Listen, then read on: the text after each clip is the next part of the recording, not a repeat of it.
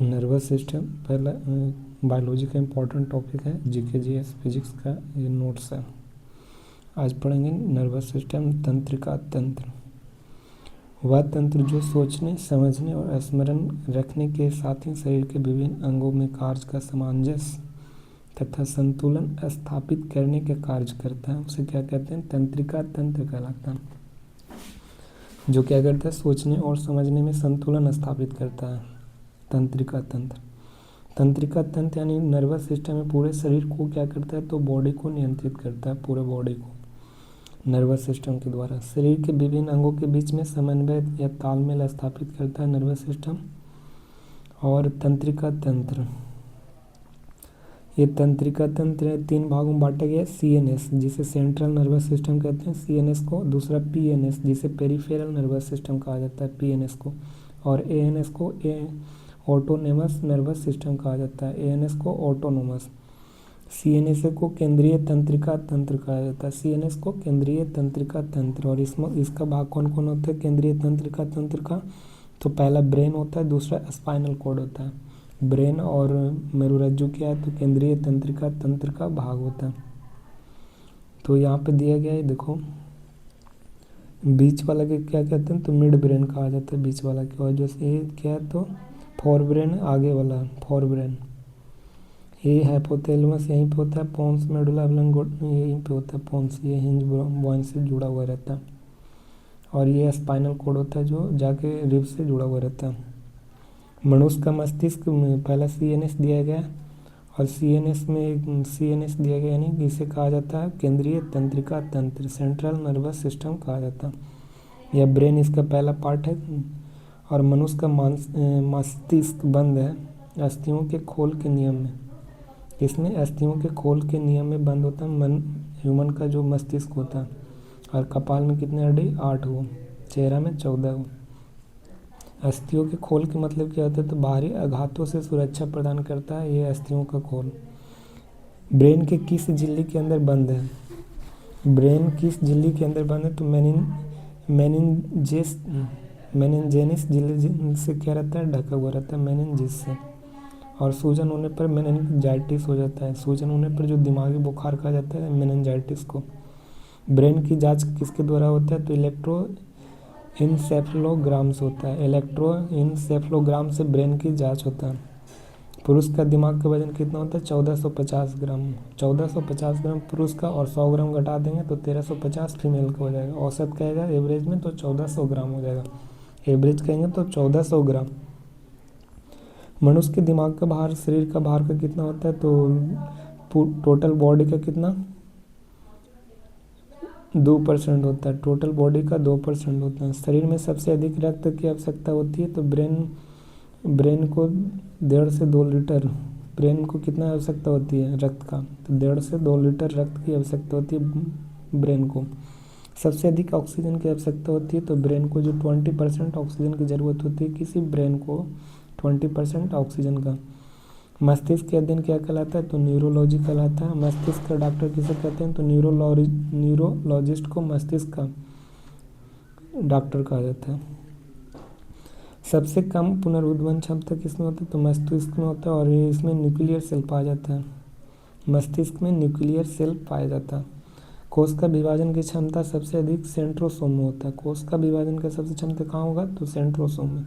और ब्रेन में सेंट्रोसोम क्या रहता है? नहीं रहता है। इसलिए इसमें मस्तिष्क का जो रीजनरेशन पावर है क्या रहता है? सबसे कम रहेगा। रीजनरेशन ब्रेन का सबसे कम रहता है। किसके कारण? इसमें सेंट्रोसोम नहीं पाता है। सेंट्रोसोम क्या करता है? तो सबसे अधिक इसमें सेंट्रोसोम में क्या होता है? तो अधिक विभाजन करने की कैपेसिटी रहता है। और बॉडी ब्रेन में रहवे नहीं करता उसमें। ब्रेन में एक विशेष प्रकार की कोशिका पाया जाता है जिसे ग्रेवियल कोशिका कहा जाता है। ग्रेवियल कोशिका कहाँ पाई जाती है? तो ब्रेन में। और इसमें थोड़ा थोड़ा विभाजन होता है और अनियंत्रित विभाजन की स्थिति हो जाता है। अनियंत्रित विभाजन हो जाएगा तो उसे ब्रेन ट्यूमर यानी कैंसर हो जाएगा। सीएनएस पहला क्या था? सीएनएस था, और सीएनएस हम पढ़ ही रहे थे। और सीएनएस को केंद्रीय तंत्रिका तंत्र कहते हैं, और ये ब्रेन का पार्ट है। और सीएनएस को 3 भागों में बांटा गया। पहला अग्र मस्तिष्क, दूसरा मध्य मस्तिष्क और तीसरा पश्च मस्तिष्क। और अग्र मस्तिष्क को प्रोसेफेलोग्राम कहा जाता है, प्रोसेफेलोफोरब्रेन कहा जाता है अग्र मस्तिष्क को। और मीजोसिफेलोमिड ब्रेन कहा जाता है मध्य मस्तिष्क को। और रोम्बियंस सिफेलो हिंज ब्रेन कहा जाता है किसे, तो फर्स्ट को। रोम्बियंस फैलन कहा जाता है किसे, तो रोम्बियंस फैलन कहा जाता है फर्स्ट मस्तिष्क को। और मध्य मस्तिष्क को मीजोसिफेलन कहा जाता है और अग्र को प्रोसेनसिफेलन कहा जाता है अग्र को। अग्र मस्तिष्क क्या रहता है, तो सबसे बड़ा होता है अग्र मस्तिष्क, सबसे छोटा कहेगा तो मध्य मस्तिष्क, सबसे छोटा मध्य मस्तिष्क होता है, सबसे बड़ा कहेगा सेंट्रल नर्वस का तो अग्र मस्तिष्क। और अग्र मस्तिष्क का 3 भागों में बांटा गया, पहला सेरिब्रम होता है, दूसरा थैलमस होता है और तीसरा हाइपोथैलमस होता है। अग्र मस्तिष्क को कितने भागों में बांटा गया है, तो सीएनएस को 3 भागों में, पहला अग्र मध्य और पश्च। फिर बाद में अग्र मस्तिष्क को कितने भाग में, 3 भागों में, पहला सेरिब्रम, दूसरा थैलमस और तीसरा hypothalamus. Cerebrum thalamus hypothalamus, cerebrum thalamus hypothalamus.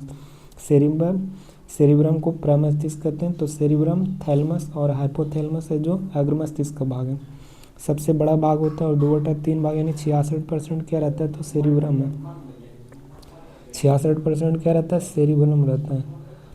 और नेक्स्ट है मध्य मस्तिष्क, तो ये सबसे छोटा होता है, इंपॉर्टेंट है। सबसे बड़ा कहेगा तो अग्र मस्तिष्क। अग्र मस्तिष्क को 3 भागों में बांटा गया, तो इसमें 3 भागों में बांटा गया किसको, अग्र मस्तिष्क को, पहला सेरिब्रम, फिर थैलमस, हाइपोथैलमस।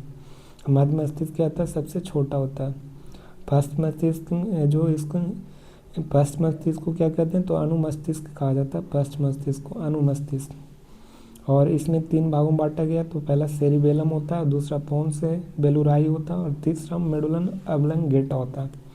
तो सेरिबेलम, पोन्स बेलुराई, तीसरा मेडुला अब्लंगेटा, तो ये तीनों किसका भाग है, तो फर्स्ट मस्तिष्क का भाग है।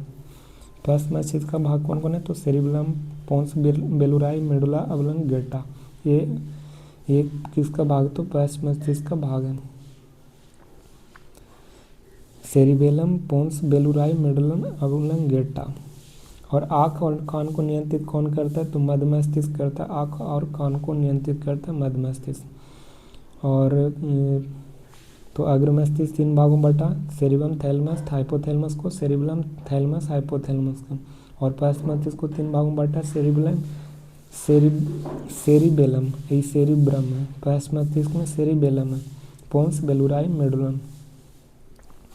करा सेरिब्रम, तो सेरिब्रम किसका हिस्सा, तो ये अग्र मस्तिष्क का है और इसे प्रमस्तिष्क भी कहा जाता है। तो मेमोरी पावर इसी में रहता है और अग्र मस्तिष्क का भाग होता है। मस्तिष्क का सबसे बड़ा भाग यही होता है जो संपूर्ण मस्तिष्क को क्या करती है, कंट्रोल करती है, सेरिब्रम। और इसमें क्या रहता है, तो बुद्धिमत्ता, चेतना की शक्ति और स्मरण शक्ति। बुद्धिमत्ता, चेतना शक्ति, स्मरण शक्ति किस में रहता है, तो सेरिब्रम में रहता है, प्रमस्तिष्क में। चिंतन का केंद्र कहा जाता है, तो सेरिब्रम को कहा जाता है प्रमस्तिष्क को। मैथमेटिकल प्रॉब्लम्स किसमें, सेरिब्रम में। रीजनिंग प्रॉब्लम सेरिब्रम में। मनुष्य का सीपीयू कहा जाता है सेरिब्रम को। व्यक्तित्व का विकास कहा जाता है सेरिब्रम को। स्वप्न का केंद्र कहा जाता है सेरिब्रम को। और लोभ और प्रमस्तिष्क यानी प्रमस्तिष्क को क्या कहते हैं, सेरिब्रम। और सेरिब्रम के कितने भागों में बांटा है, 4 भागों में बांटा है। सेरिब्रम के कितने भागों में बांटा है, 4 भागों में। पहला थैलमस होता है, दूसरा हाइपोथैलमस होगा और तीसरा हो जाएगा थैलमस। थैलमस, हाइपोथैलमस और 4 भागों में बांटा गया। थैलमस, हाइपोथैलमस, थैलमस हो गया एक। थैलमस तो ही गया था, 3 भाग में बांटा था ना, थैलमस और हाइपोथैलमस, एक हाइपोथैलमस। अरे यार एक ही चीज़ पर लिख दिया 2 बार। तो सेरिब्रम का भाग कौन कौन है, तो पहला तो हो गया सेरिब्रम और दूसरा थैलमस आ जाओ। तो ये थैलमस है, ये अग्र मस्तिष्क का भाग होता है। थैलमस किसका, अग्र मस्तिष्क का भाग होता है थैलमस। बाहरी तापमान का अनुभव कराता है कौन, तो थैलमस के द्वारा। गर्मी ठंडा वर्षा कौन अनुभव कराता है, तो थैलमस के द्वारा। गर्मी ठंडा वर्षा किससे, थैलमस से। और हाइपोथैलमस क्या है, तो पीयूष ग्रंथि का सेंट्रल करने वाला। पीयूष ग्रंथि यानी पिट्यूटरी ग्लैंड को कंट्रोल कौन करता है, तो हाइपोथैलमस। और ये क्या है, तो अग्र मस्तिष्क का भाग है। हाइपोथैलेमस किसका? अग्रमस्तिष्क। आंतरिक तापमान का अनुभव कराने वाला बुखार होता है, आंतरिक तापमान को। आंतरिक दर्द का अनुभव कराने वाला तो हाइपोथैलेमस। आंतरिक दर्द होगा तो कौन पता करता है? तो हाइपोथैलेमस के द्वारा। कान का दर्द या दांत का दर्द होता है तो हाइपोथैलेमस बताता है मस्तिष्क को, और मस्तिष्क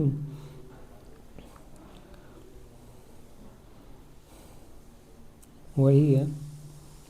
बाहरी दर्द जैसे थैलेमस में बाहरी दर्द को अनुभव कराता है, जैसे सुई का चुभना, कट फटना और कांच का चुभना, ठेस लगना, ये सब क्या है? तो थैलेमस के द्वारा पता चलता है। और आंतरिक दर्द कौन बताता है? तो हाइपोथैलेमस। तो थैलेमस क्या? बाहरी, और हाइपोथैलेमस इंटरनल पार्ट के पेन्स को बताता है। नींद, चैन, भूख लगना, प्यास लगना, ये सब हाइपोथैलेमस के हैं। प्रेम, स्नेह, प्यार, ये सब हाइपोथैलेमस। संवेदी अंग कितने होते हैं? 5 होते हैं। आँख, नाक, कान, जीभ, त्वचा। आँख, नाक, कान, जीभ, त्वचा, ये सब क्या? संवेदी अंग का नियंत्रण कौन करता है? तो मस्तिष्क। मध्य मस्तिष्क के द्वारा आँख, कान, नाक और जीभ, त्वचा को कंट्रोल करता है कौन? तो मध्य मस्तिष्क। और इसे थैलेमस नियंत्रित करता है, इसे थैलेमस नियंत्रित करता है, और ये मध्य मस्तिष्क भी कंट्रोल करता है। पश्च मस्तिष्क यानी 3 भागों में बांटा गया है पश्च को। Cerebellum, pons, Varolii, medulla oblongata. तो सेरिबेलम में वो क्या होता है? तो मस्तिष्क का दूसरा सबसे बड़ा भाग होता है सेरिबेलम। इसका मुख्य कार्य शरीर को क्या करती है? तो संतुलन बनाए रखती है सेरिबेलम। और ऐच्छिक क्रिया किसमें होता है? तो सेरिबेलम में होता है ऐच्छिक क्रिया। और बुद्धिमत्ता का केंद्र कौन होता है? तो सेरिब्रम। इसका मुख्य कार्य क्या रहता है? तो बॉडी का संतुलन करता है। और ऐच्छिक क्रिया कौन का नियंत्रण करता है? सेरिबेलम। शराब के सेवन से सेरिबेलम असंतुलित होता है। शराब को सेवन करने से क्या हो जाता है? तो सेरिबेलम क्या हो जाता है? तो असंतुलित हो जाता है। मेडुला ओब्लंगेटा, ये भी किसका भाग है? तो ये पश्च मस्तिष्क का भाग है, मेडुला ओब्लंगेटा। यह पश्च मस्तिष्क का भाग होता है, ये अनैच्छिक क्रिया करता है। और ऐच्छिक क्रिया कौन करता है? तो ऐच्छिक क्रिया करता है सेरिबेलम, और अनैच्छिक मेडुला ओब्लंगेटा। अनैच्छिक क्रिया कौन करेगा? तो मेडुला ओब्लंगेटा। और ऐच्छिक क्रिया कौन करेगा? तो सेरिबेलम करता है ऐच्छिक क्रिया। इंपॉर्टेंट है दोनों। मेडुला ओब्लंगेटा पश्च मस्तिष्क का भाग है, अनैच्छिक क्रिया को नियंत्रित करता है। और इसका अनिवार्य क्या है? तो पाचन, श्वसन, धड़कन, उत्सर्जन, परिवहन। पाचन, श्वसन, धड़कन, उत्सर्जन, परिवहन किसका है? तो ये सब अनिवार्य कार्य हैं। पाचन, श्वसन होगा, धड़कन, उत्सर्जन, परिवहन, ये सब मेडुला ओब्लंगेटा में जो अनिवार्य काम। और कम अनिवार्य जैसे छींक आना, खांसी होना, उदासी आना, अंगड़ाई लेना, पलक झपकना, उल्टी होना, ये सब क्या है? तो कम अनिवार्य है। ये सब मेडुला ओब्लंगेटा का भाग। दिमाग या मस्तिष्क में संपूर्ण शरीर के बीच के कड़ी का काम कौन करता है? तो पोन्स बेरुलाई। जो दिमाग एवं संपूर्ण बॉडी के बीच जोड़ता है कौन? तो मस्तिष्क और बॉडी को जोड़ता है पोन्स बेरुलाई के द्वारा, पोन्स बेरुलाई। नेक्स्ट है स्पाइनल कोड। स्पाइनल कोड क्या होता है? तो मेडुला ओब्लंगेटा का पिछला भाग होता है। मेडुला ओब्लंगेटा के सबसे पिछला भाग को मेरुरज्जु बनता है, पिछला भाग को कहते हैं मेडुला ओब्लंगेटा के। यह 2 प्रमुख कार्य करता है। यह प्रतिवर्ती क्रियाओं का नियंत्रण करता है और समन्वय करती है। प्रतिवर्ती क्रियाओं का नियंत्रण कौन करता है? तो मेरुरज्जु यानी मेडुला ओब्लंगेटा के द्वारा किया जाता है, स्पाइनल कोड के द्वारा। स्पाइनल कोड क्या करती है? तो प्रतिवर्ती क्रियाओं को नियंत्रण करती है। और दूसरा काम इसका मस्तिष्क के आने जाने वाले उद्दीपनों का क्या करती है? संवहन करती है। मस्तिष्क के आने जाने वाले जितने भी उद्दीपन होते हैं, सोच विचार होते हैं, सबको संवहन कौन करता है? तो मेरुरज्जु के। तो प्रतिवर्ती क्रियाएं कौन करती है? Spinal cord. और मस्तिष्क के आने जाने वाले उद्दीपनों को संवहन करती है तो स्पाइनल कोड। आपातकालीन हार्मोन का नियंत्रण भी मेरुरज्जु करता है। आपातकालीन हार्मोन का नियंत्रण कौन करेगा? मेरुरज्जु। एड्रिनल ग्लैंड यानी अधिवृक्क ग्रंथि से निकलती, कहाँ से? तो अधिवृक्क। एड्रिनल किससे निकलती है? तो आपातकालीन हार्मोन कहा जाता है एड्रिनल को। और किडनी, वृक्क, गुर्दा के ऊपर पाए जाते हैं एड्रिनल ग्लैंड। और इसमें क्या रहे, इसे कहते हैं तो एड्रिनल ग्लैंड को लड़ो उड़ो और लड़ो डरो उड़ो हार्मोन कहते हैं। एड्रिनल ग्लैंड को लड़ो उड़ो और डरो हार्मोन कहते हैं एड्रिनल ग्लैंड को। नेक्स्ट है रिफ्लेक्सिव एक्शन। मनुष्य के दैनिक जीवन में कुछ क्रियाएं अकस्मात यानी आकस्मिक रूप में होती हैं और वह उद्दीपन के फलस्वरूप बिना मस्तिष्क के जानकारी के हो जाती है। बिना उद्दीपन के फलस्वरूप मस्तिष्क को जानकारी भी मिल जाती है। और उदाहरण, किसी सर्प को देखते ही एकाएक कूदकर पीछे हट जाना, ये सर्प बाह्य उद्दीपन कार्य कर रहा था। और चौंक कर कूदना और ऐसी अचानक क्रिया में के लिए मस्तिष्क ने प्रेरणा नहीं दी, और इससे मस्तिष्क संदेश जाने से क्या हुआ, मस्तिष्क उस पर विचार करने तथा आदेश देने में जो विलम्ब होता उसे सर्प के मनुष्य काट सकता था। इस मस्तिष्क ने इस प्रक्रियाओं के तत्काल क्रियान्वित कर मेरुरज्जु को सौंप देता है। तो तत्कालीन क्रिया कौन करता है, तो मेरुरज्जु यानी स्पाइनल कॉर्ड करता है। जैसे सांप दिखा पीछे हट गया तो ये स्पाइनल कॉर्ड डायरेक्ट अटैक करेगा कि जाओ भागो यहाँ से। नाक में किसी पदार्थ का घुस जाने से अचानक छींक आना है, ये कौन करता है, तो स्पाइनल कॉर्ड नियंत्रण करता है। नाक में किसी पदार्थ को घुस जाना, अचानक कोई भी काम होगा तो स्पाइनल कॉर्ड उसका कंट्रोल करेगा, मेरुरज्जु कंट्रोल करेगा। लजीज भोजन देखकर मुंह में पानी आना, तो ये स्पाइनल कॉर्ड नियंत्रित करता है। और धमाका गाड़ी का हॉर्न सुनकर अचानक झुक जाना, ये स्पाइनल कॉर्ड मेरुरज्जु के द्वारा। किसी गर्म वस्तु पर हाथ पड़ जाने से हाथ का हटा लेना आदि अनैच्छिक क्रियाएं को प्रतिवर्ती क्रिया कहते हैं। अनैच्छिक क्रिया को क्या कहते हैं, तो प्रतिवर्ती क्रिया। और ये सब कौन करती है, तो ये सब स्पाइनल कॉर्ड कंट्रोल करता है। ब्रेन से संपूर्ण शरीर को सूचना पहुंचाने के कार्य कौन करता है, तो ब्रेन से संपूर्ण शरीर को पहुंचाता है सूचना कौन, मेरुरज्जु। संपूर्ण शरीर से ब्रेन को सूचना पहुंचाने वाले मेरुरज्जु। ब्रेन से संपूर्ण बॉडी में भेजेगा और बॉडी से ब्रेन में भेजता है कौन, तो मेरुरज्जु यानी स्पाइनल भेजता है, स्पाइनल कॉर्ड। पीएनएस को क्या कहते हैं, तो पेरिफेरल नर्वस सिस्टम हो। इसका निर्माण कितना 43 जोड़े नस से हुआ है, पेरिफेरल को, जिसे परिधीय तंत्र कहा जाता है। और इसमें कितने जोड़े नस पाए जाते हैं, 43 जोड़े। और इसे 2 पार्टों में भागा गया है। 43 जोड़े नस को 2 पार्ट में, एक कपाल नस को क्या कहते हैं, तो कार्नल नर्व कहते हैं। और मेरुरज्जु नस को स्पाइनल नर्व कहते हैं। तो कपाल नस में कितने, तो 12 जोड़े होते हैं। और मेरुरज्जु में 31 जोड़े, जो स्पाइनल कॉर्ड से क्या रहता है, गुजरा हुआ रहता है, 31 जोड़े नस। मेरुरज्जु से 31 और कपाल नस से 12 जोड़े। और 43 जोड़े नस में से का निर्माण कौन करता है, परिधीय तंत्रिका तंत्र। नेक्स्ट है यहाँ पे ऑटोनोमस नर्वस सिस्टम, जिसे क्या कहते हैं, स्वाधीन तंत्रिका तंत्र कहते हैं। ऑटोनोमस स्वाधीन यानी स्वायत्त, तंत्रिका से अभिप्राय। स्वाधीन या स्वायत्त तंत्रिका से क्या है, तो अभिप्राय। इसमें स्वतः क्रियाशील और स्वनियंत्रित तंत्र होता है। अपने आप होने वाली क्रिया होती है, जो किसी पर डिपेंडेंट नहीं रहता, अपने आप करते रहता है। जैसे हृदय की धड़कना तेज हो जाना, सांस फूलना, मुंह सूखना, पसीना छूटना, रूम का खड़ा हो जाना और बेहोश हो जाना, ये सब क्या है, तो एएनएस के द्वारा कंट्रोल होता है। हृदय के धड़कना क्या हो जाए, तेज हो जाना, ये किसके द्वारा कंट्रोल होता है, तो एएनएस के द्वारा। सांस फूलना, मुंह सूखना और पसीना छूटना, रोम का खड़ा हो जाना, बेहोश हो जाना, ये सब क्या है, एएनएस का भाग है। स्वायत्त तंत्रिका यानी ऑटोनोमस नर्वस सिस्टम की अवधारणा सबसे पहले लैंगली ने दिया था। कौन दिया था, तो ऑटोनोमस नर्वस सिस्टम का अवधारणा कौन दिया, लैंगनी ने। कब दिया था, 1921 में प्रस्तुत किए थे लैंगनी के द्वारा। तंत्रिका तंत्र के इकाई को क्या कहते हैं, न्यूरॉन कहा जाता है, न्यूरॉन। ये फिगर इंपॉर्टेंट है, ये क्या, तो ये फिगर है। और ये देखो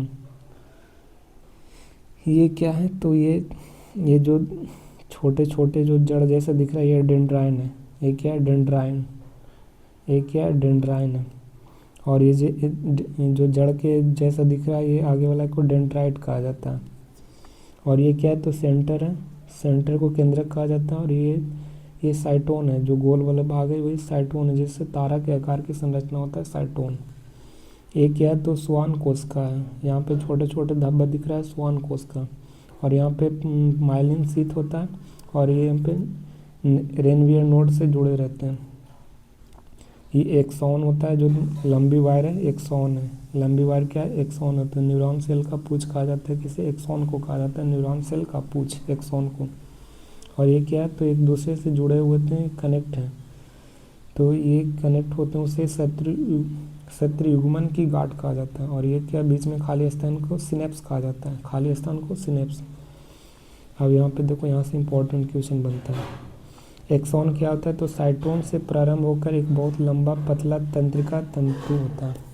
साइटोन से प्रारंभ होकर एक लंबा एवं पतला तंत्रिका तंतु होता है, जिसे क्या कहते हैं? एक्सॉन कहा जाता है। और न्यूरॉन कोशिका पुच्छ भी कहा जाता है एक्सॉन को। यह एक न्यूरॉन से दूसरे न्यूरॉन तक संदेश वाहक कार्य करता है। एक्सॉन क्या करता है? तो एक न्यूरॉन से दूसरे न्यूरॉन तक संदेश वाहक के रूप में कार्य करता है एक्सॉन। एक न्यूरॉन से दूसरे न्यूरॉन तक क्या भेजता है? संदेश भेजता है। कौन? एक्सॉन। और ये लंबा एवं पतला तंत्रिका तंत्र से निकलता है, तंत्रिका तंतु निकलता है। कहाँ से? तो साइटोन से प्रारंभ होकर। नेक्स्ट है, एक्सॉन पर प्रोटीन की मोटी मोटी परत होती है, जिसे माइलिन शीथ कहा जाता है। एक्सॉन पर क्या रहती है? मोटी मोटी परत रहता है, उसे माइलिन शीथ कहा गया है। एक्सॉन परत। एक्सॉन के अंतिम सिरा पतली एवं पतली शाखाओं में बंट जाता है, जिसे कहा जाता है साइनेप्टिक नोड्स कहा जाता है।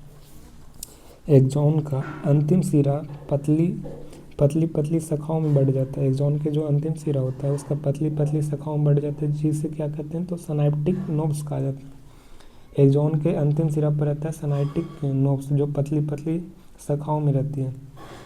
माइलिन शीथ जहाँ संकुचित होता है उसे कहते हैं रेनवियर नोड कहते हैं। माइलिन शीथ जहाँ संकुचित होगा उसे क्या कहें? रेनवियर नोड कहा जाता है। जहाँ पे माइलिन शीथ क्या हो जाता है? संकुचित होता है, उसे रेनवियर नोड कहा जाता है। कोशिकापिंड यानी साइटोन क्या है? तो यह तंत्रिका कोशिका का मुख्य भाग है और इसमें केंद्रक एवं कोशिका द्रव होते हैं। कोशिकापिंड में क्या रहते हैं? यानी साइटोन में केंद्रक और कोशिका द्रव पाया जाता है। किसमें? कोशिकापिंड में पाया जाता है। केंद्रक एक तथा कोशिका द्रव पाया जाता है, कोष पिंड में पाया जाता है। कोशिकापिंड यानी साइटोन में केंद्रक एवं कोशिका द्रव। केंद्रक एवं कोशिका द्रव किसमें? तो कोशिकापिंड में। डेंड्राइन क्या रहता है? तो साइटोन से निकलते हुए पतले तंतु को क्या कहते हैं? तो साइटोन से निकलता कौन? साइटोन से निकले हुए पतले पतले तंतु को डेंड्रॉन कहा जाता है। जो साइटोन से निकलती है डेंड्रॉन। डेंड्रॉन कहाँ से निकलती है? साइटोन से। पतले पतले तंतु के रूप में रहता है, जिसे डेंड्रॉन कहा गया। श्वान कोशिका पाई जाती है तो न्यूरॉन में पाई जाती है। श्वान कोशिका कहाँ पाई जाती है? तो न्यूरॉन में। इंपॉर्टेंट है सब। श्वान कोशिका न्यूरॉन में। दो न्यूरॉन कोशिका के बीच थोड़ा थोड़ा खाली स्थान रहता है, जिसे कहा जाता है सिनेप्स कहा जाता है। दो न्यूरॉन के बीच में खाली स्थान को क्या कहते हैं? सिनेप्स कहते हैं। और इसके बीच सोडियम और पोटेशियम रहता है। सोडियम और पोटेशियम रहता है। दो न्यूरॉन के बीच में सोडियम और पोटेशियम रहता है। और दो न्यूरॉन के बीच के खाली स्थान को क्या कहते हैं? सिनेप्स कहा जाता है। जो न्यूरॉन कोशिका को एक्टिव रखता है, जो एक कोशिका से दूसरे कोशिका में सूचना पहुंचाने का कार्य करता है। न्यूरॉन क्या करता है? तो एक कोशिका से दूसरे कोशिका में पहुंचाएगा। हमारे शरीर में डेंड्राइन सूचना को ग्रहण करके साइटोन में पहुंचाता है। कहाँ पहुंचाएगा? साइटोन में। डेंड्राइन सूचना को ग्रहण करके साइटोन में पहुंचाता है और साइटोन सूचना केंद्र का कोशिका दिमाग में ले जाता है। कोशिका का दिमाग में ले जाता है कौन? तो डेंड्राइन सूचना को ग्रहण करके साइटोन में पहुंचाता है और साइटोन सूचना को केंद्र को कोशिका के दिमाग में ले जाता है। कौन? साइटोन ले जाता है कोशिका के दिमाग में। एवं पूर्ण सूचना एक्सॉन को आगे बढ़ाता है। हमारे डेंड्राइट क्या करेगा? तो ग्रहण करेगा सूचना को ग्रहण करता है कौन? तो डेंड्राइट करेगा ग्रहण। और फिर साइटोन सूचना को केंद्रक के दिमाग में पहुंचा देता है। साइटोन का सूचना को केंद्रक यानी कोशिका के दिमाग में ले जाता है और पुनः एक्सॉन में आगे बढ़ाता है। तो डेंड्राइन फिर आगे साइटोन कोशिका के दिमाग में पहुंचाएगा। उसके बाद एक्सॉन आगे बढ़ा देता है और यह सूचना आगे बढ़ते हुए सूत्र युग्मन के गाढ़ तक पहुंचता है। कहाँ पहुंचता है? सूत्र युग्मन के बाद। एक्सॉन के बाद सूत्र युग्मन के गाढ़ तक पहुंचेगा और यही सूचना एक डेंड्राइट सेल से एक दूसरे डेंड्राइट सेल तक में पुनः पहुंच जाता है। यही सूचना क्या करता है आगे जाके? तो सूत्र युग्मन के गाढ़ के बाद एक डेंड्राइट से दूसरे डेंड्राइट सेल तक पहुंचाता है और इस तरह सूचना आगे बढ़ते बढ़ते कहाँ तक पहुंच जाती है? ब्रेन तक पहुंच जाती है। सिनेप्स में दो तरह के द्रव्य होता है, एक होता है क्लोरोएसीटोन और दूसरा डोपामाइन। सिनेप्स में कितने लिक्विड पाए जाते हैं? दो लिक्विड, एक क्लोरोएसीटोन दूसरा डोपामाइन। क्लोरोएसीटोन क्या करते? तो कम होने पर अल्जाइमर होता है। क्लोरोएसीटोन होने पर अल्जाइमर रोग हो जाता है, मस्तिष्क का है। डोपामाइन कम होने पर पार्किंसन रोग हो जाता है। डोपामाइन कम रिलीज होगा तो पार्किंसन रोग, और क्लोरोएसीटोन कम रिलीज होगा तो अल्जाइमर रोग हो जाएगा। यह द्रव हार्मोन की तरह कार्य करता है। इसे न्यूरॉन हार्मोन या न्यूरोट्रांसमीटर कहते हैं। तो क्लोरोएसीटोन और डोपामाइन को न्यूरो हार्मोन या न्यूरोट्रांसमीटर कहा जाता है। न्यूरो हार्मोन या न्यूरोट्रांसमीटर। नेक्स्ट है उत्सर्जन तंत्र। उत्सर्जन प्राणियों की उस कार्यविधि को जिसके द्वारा वह हानिकारक तथा बेकार अपशिष्ट पदार्थों को शरीर से बाहर निकालते हैं, उसे कहते हैं उत्सर्जन। जो हानिकारक एवं विषैले पदार्थ को बाहर निकालते हैं उसे उत्सर्जन यानी एक्सक्रेशन कहा जाता है। उत्सर्जित पदार्थ जैसे बाहर निकालने वाले अपशिष्ट पदार्थ क्या होते हैं? CO2 होते हैं, अपच भोजन होते हैं, पसीना होते हैं, सीबम होते हैं, यूरिया होते हैं, नमक होते हैं, ये सब क्या तो उत्सर्जित पदार्थ हैं। और उत्सर्जित पदार्थ उत्सर्जन तंत्र, इसमें उत्सर्जन की प्रक्रिया में भाग लेने वाले सभी अंगों के समूह होते हैं। उत्सर्जन की प्रक्रिया में भाग लेने वाले सभी अंगों के समूह को उत्सर्जन तंत्र कहते हैं। उत्सर्जन तंत्र, जो प्रक्रिया में भाग लेगा उसे उत्सर्जन तंत्र कहेगा। उत्सर्जी अंग अपशिष्ट पदार्थों को क्या करते हैं? तो बाहर निकालने में सहायक करती है उत्सर्जी अंग।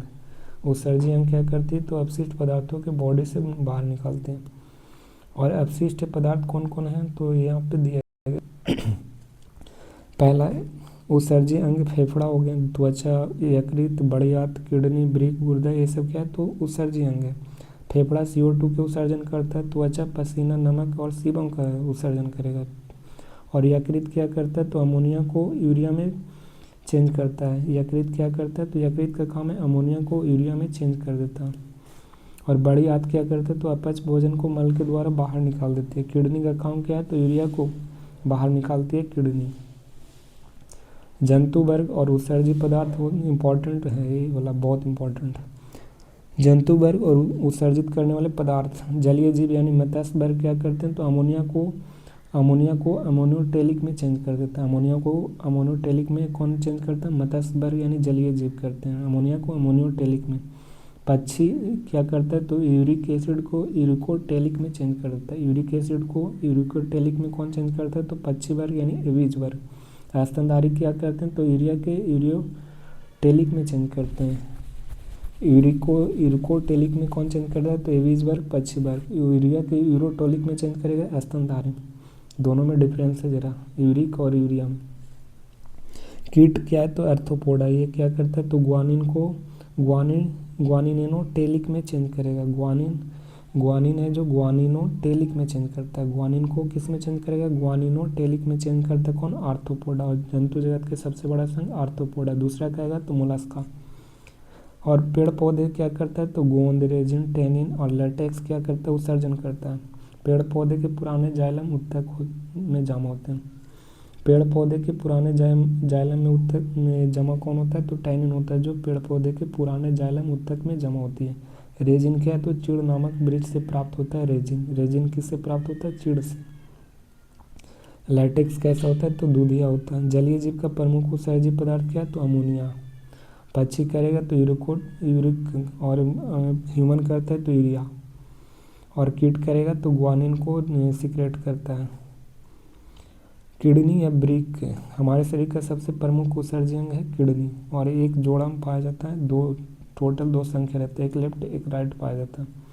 आकार में सेम के बीज के आकार होगा किडनी। और इसका वजन कितना होता है? तो 140 ग्राम मात्र। 140 ग्राम का किडनी होता है। किडनी की इकाई को नेफ्रॉन कहा जाता है। किडनी में लगभग 10 लाख नेफ्रॉन पाए जाते हैं। कितने? 10 लाख नेफ्रॉन होते हैं एक किडनी में, और टोटल 20 लाख हो जाएगा। रक्त में छानने यानी फिल्टर करता है कौन? किडनी के द्वारा क्या करता है? रक्त को छानती है और यूरिया को बाहर निकालता है किडनी। यूरिया को बाहर निकालता है बॉडी से किडनी के द्वारा। और ब्लड को फिल्टर करता है कौन? किडनी के द्वारा। किडनी के ऊपर एक ग्रंथि पाया जाता है जिसे एड्रिनल ग्लैंड कहा जाता है, यानी आदिवृक्क ग्रंथि कहा जाता है। किडनी के ऊपर एक ग्रंथि पाया जाता है एड्रिनल ग्लैंड, जिसे आपातकालीन हार्मोन स्रावित होता है एड्रिनल ग्लैंड से। किडनी के बाहरी भाग को कॉर्टेक्स होता है, जिसे किडनी के बाहरी भाग को कॉर्टेक्स कहते हैं। और किडनी के आंतरिक भाग को मेडुला कहा जाता है। किडनी के अंदर जो बाहरी वाला भाग होता है उसे कॉर्टेक्स, आंतरिक भाग को मेडुला कहा जाता है, मेडुला। किडनी के चारों ओर ऊपर एक झिल्ली पाई जाती है जिसे कहा जाता है पेरोटोनियम झिल्ली कहा जाता है। जो किडनी के चारों तरफ झिल्ली की तरह घिरा रहता है उसे पेरोटोनियम झिल्ली कहते हैं। किडनी के बाहरी धरातल उत्तल यानी कॉन्वेक्स होता है। किडनी के बाहरी धरातल कैसी होती है? तो उत्तल होता है। और जबकि किडनी के भीतरी धरातल कैसी होती है? तो अवतल होता है। किडनी के बाहरी भाग को उत्तल और आंतरिक भाग को क्या कहते हैं? अवतल कहा जाता है। ये किडनी हो गया, फिगर है। ये मेडुला हो गया, आंतरिक भाग को मेडुला, और ये क्या है तो पेलरिस है, जो नीचे धब्बा धब्बा पेलरिस, ये कॉर्टेक्स होता है, और ये क्या होता है कैप्सूल के आकार का। ये किडनी से डायरेक्ट कहाँ जाएगा तो यूरेथ्रा में जाएगा, जहाँ पे क्या होता है तो जमा होता है यूरिया। किडनी के नेफ्रॉन में क्या रहता है तो हाई प्रेशर में रक्त क्षमता, किडनी के नेफ्रॉन में हाई प्रेशर में रक्त क्षमता, और जिसे अल्ट्रा फिल्ट्रेशन कहा जाता है। हाई प्रेशर में ब्लड छानेगा उसे अल्ट्रा फिल्ट्रेशन कहा जाता है। किडनी में मूत्र को निकालने वाली वाहिनी को मूत्र वाहिनी कहते हैं। किडनी से मूत्र में निकालने वाली वाहिनी को मूत्र वाहिनी। कह रहा ब्लड से नाइट्रोजन पदार्थ यूरिया, यूरिक अम्ल, यूरिया, अमोनिया, यूरिक अम्ल को बाहर निकालता है। ब्लड से यूरिया और यूरिक अम्ल और अमोनिया को बाहर निकालता है कौन? किडनी के द्वारा। और पथरी बनती किसके कारण? तो कैल्शियम और ऑक्जेलिक अम्ल जो टमाटर और पालक में पाए जाते हैं। टमाटर और पालक के एक साथ सेवन करने से पथरी होगा। किडनी फेल हो जाता है, कृत्रिम विधि द्वारा फिल्टर किया जाता है, जिसे डायलिसिस कहा जाता है। जिस प्रक्रिया से होगा उसे हीमो डायलिसिस कहते हैं। जिस प्रक्रिया से होगा उसे क्या कहते हैं? हीमोडायलिसिस। रक्त 3 भागों में प्रोसेस होती है। रक्त कितने भागों में प्रोसेस होती है? 3 भागों में। मूत्र में सर्वाधिक मात्रा में 96% जल होते हैं, 2% यूरिया होते हैं, 2% अन्य पदार्थ। तो 96% पानी और 2% यूरिया और 2% अन्य पदार्थ। मूत्र का रंग पीला यूरोक्रोम के कारण। और इसमें देखो फिल्ट्रेशन, रक्त के प्रोसेस यानी छानने का 3 मुख्य रूप से 3 प्रोसेस है।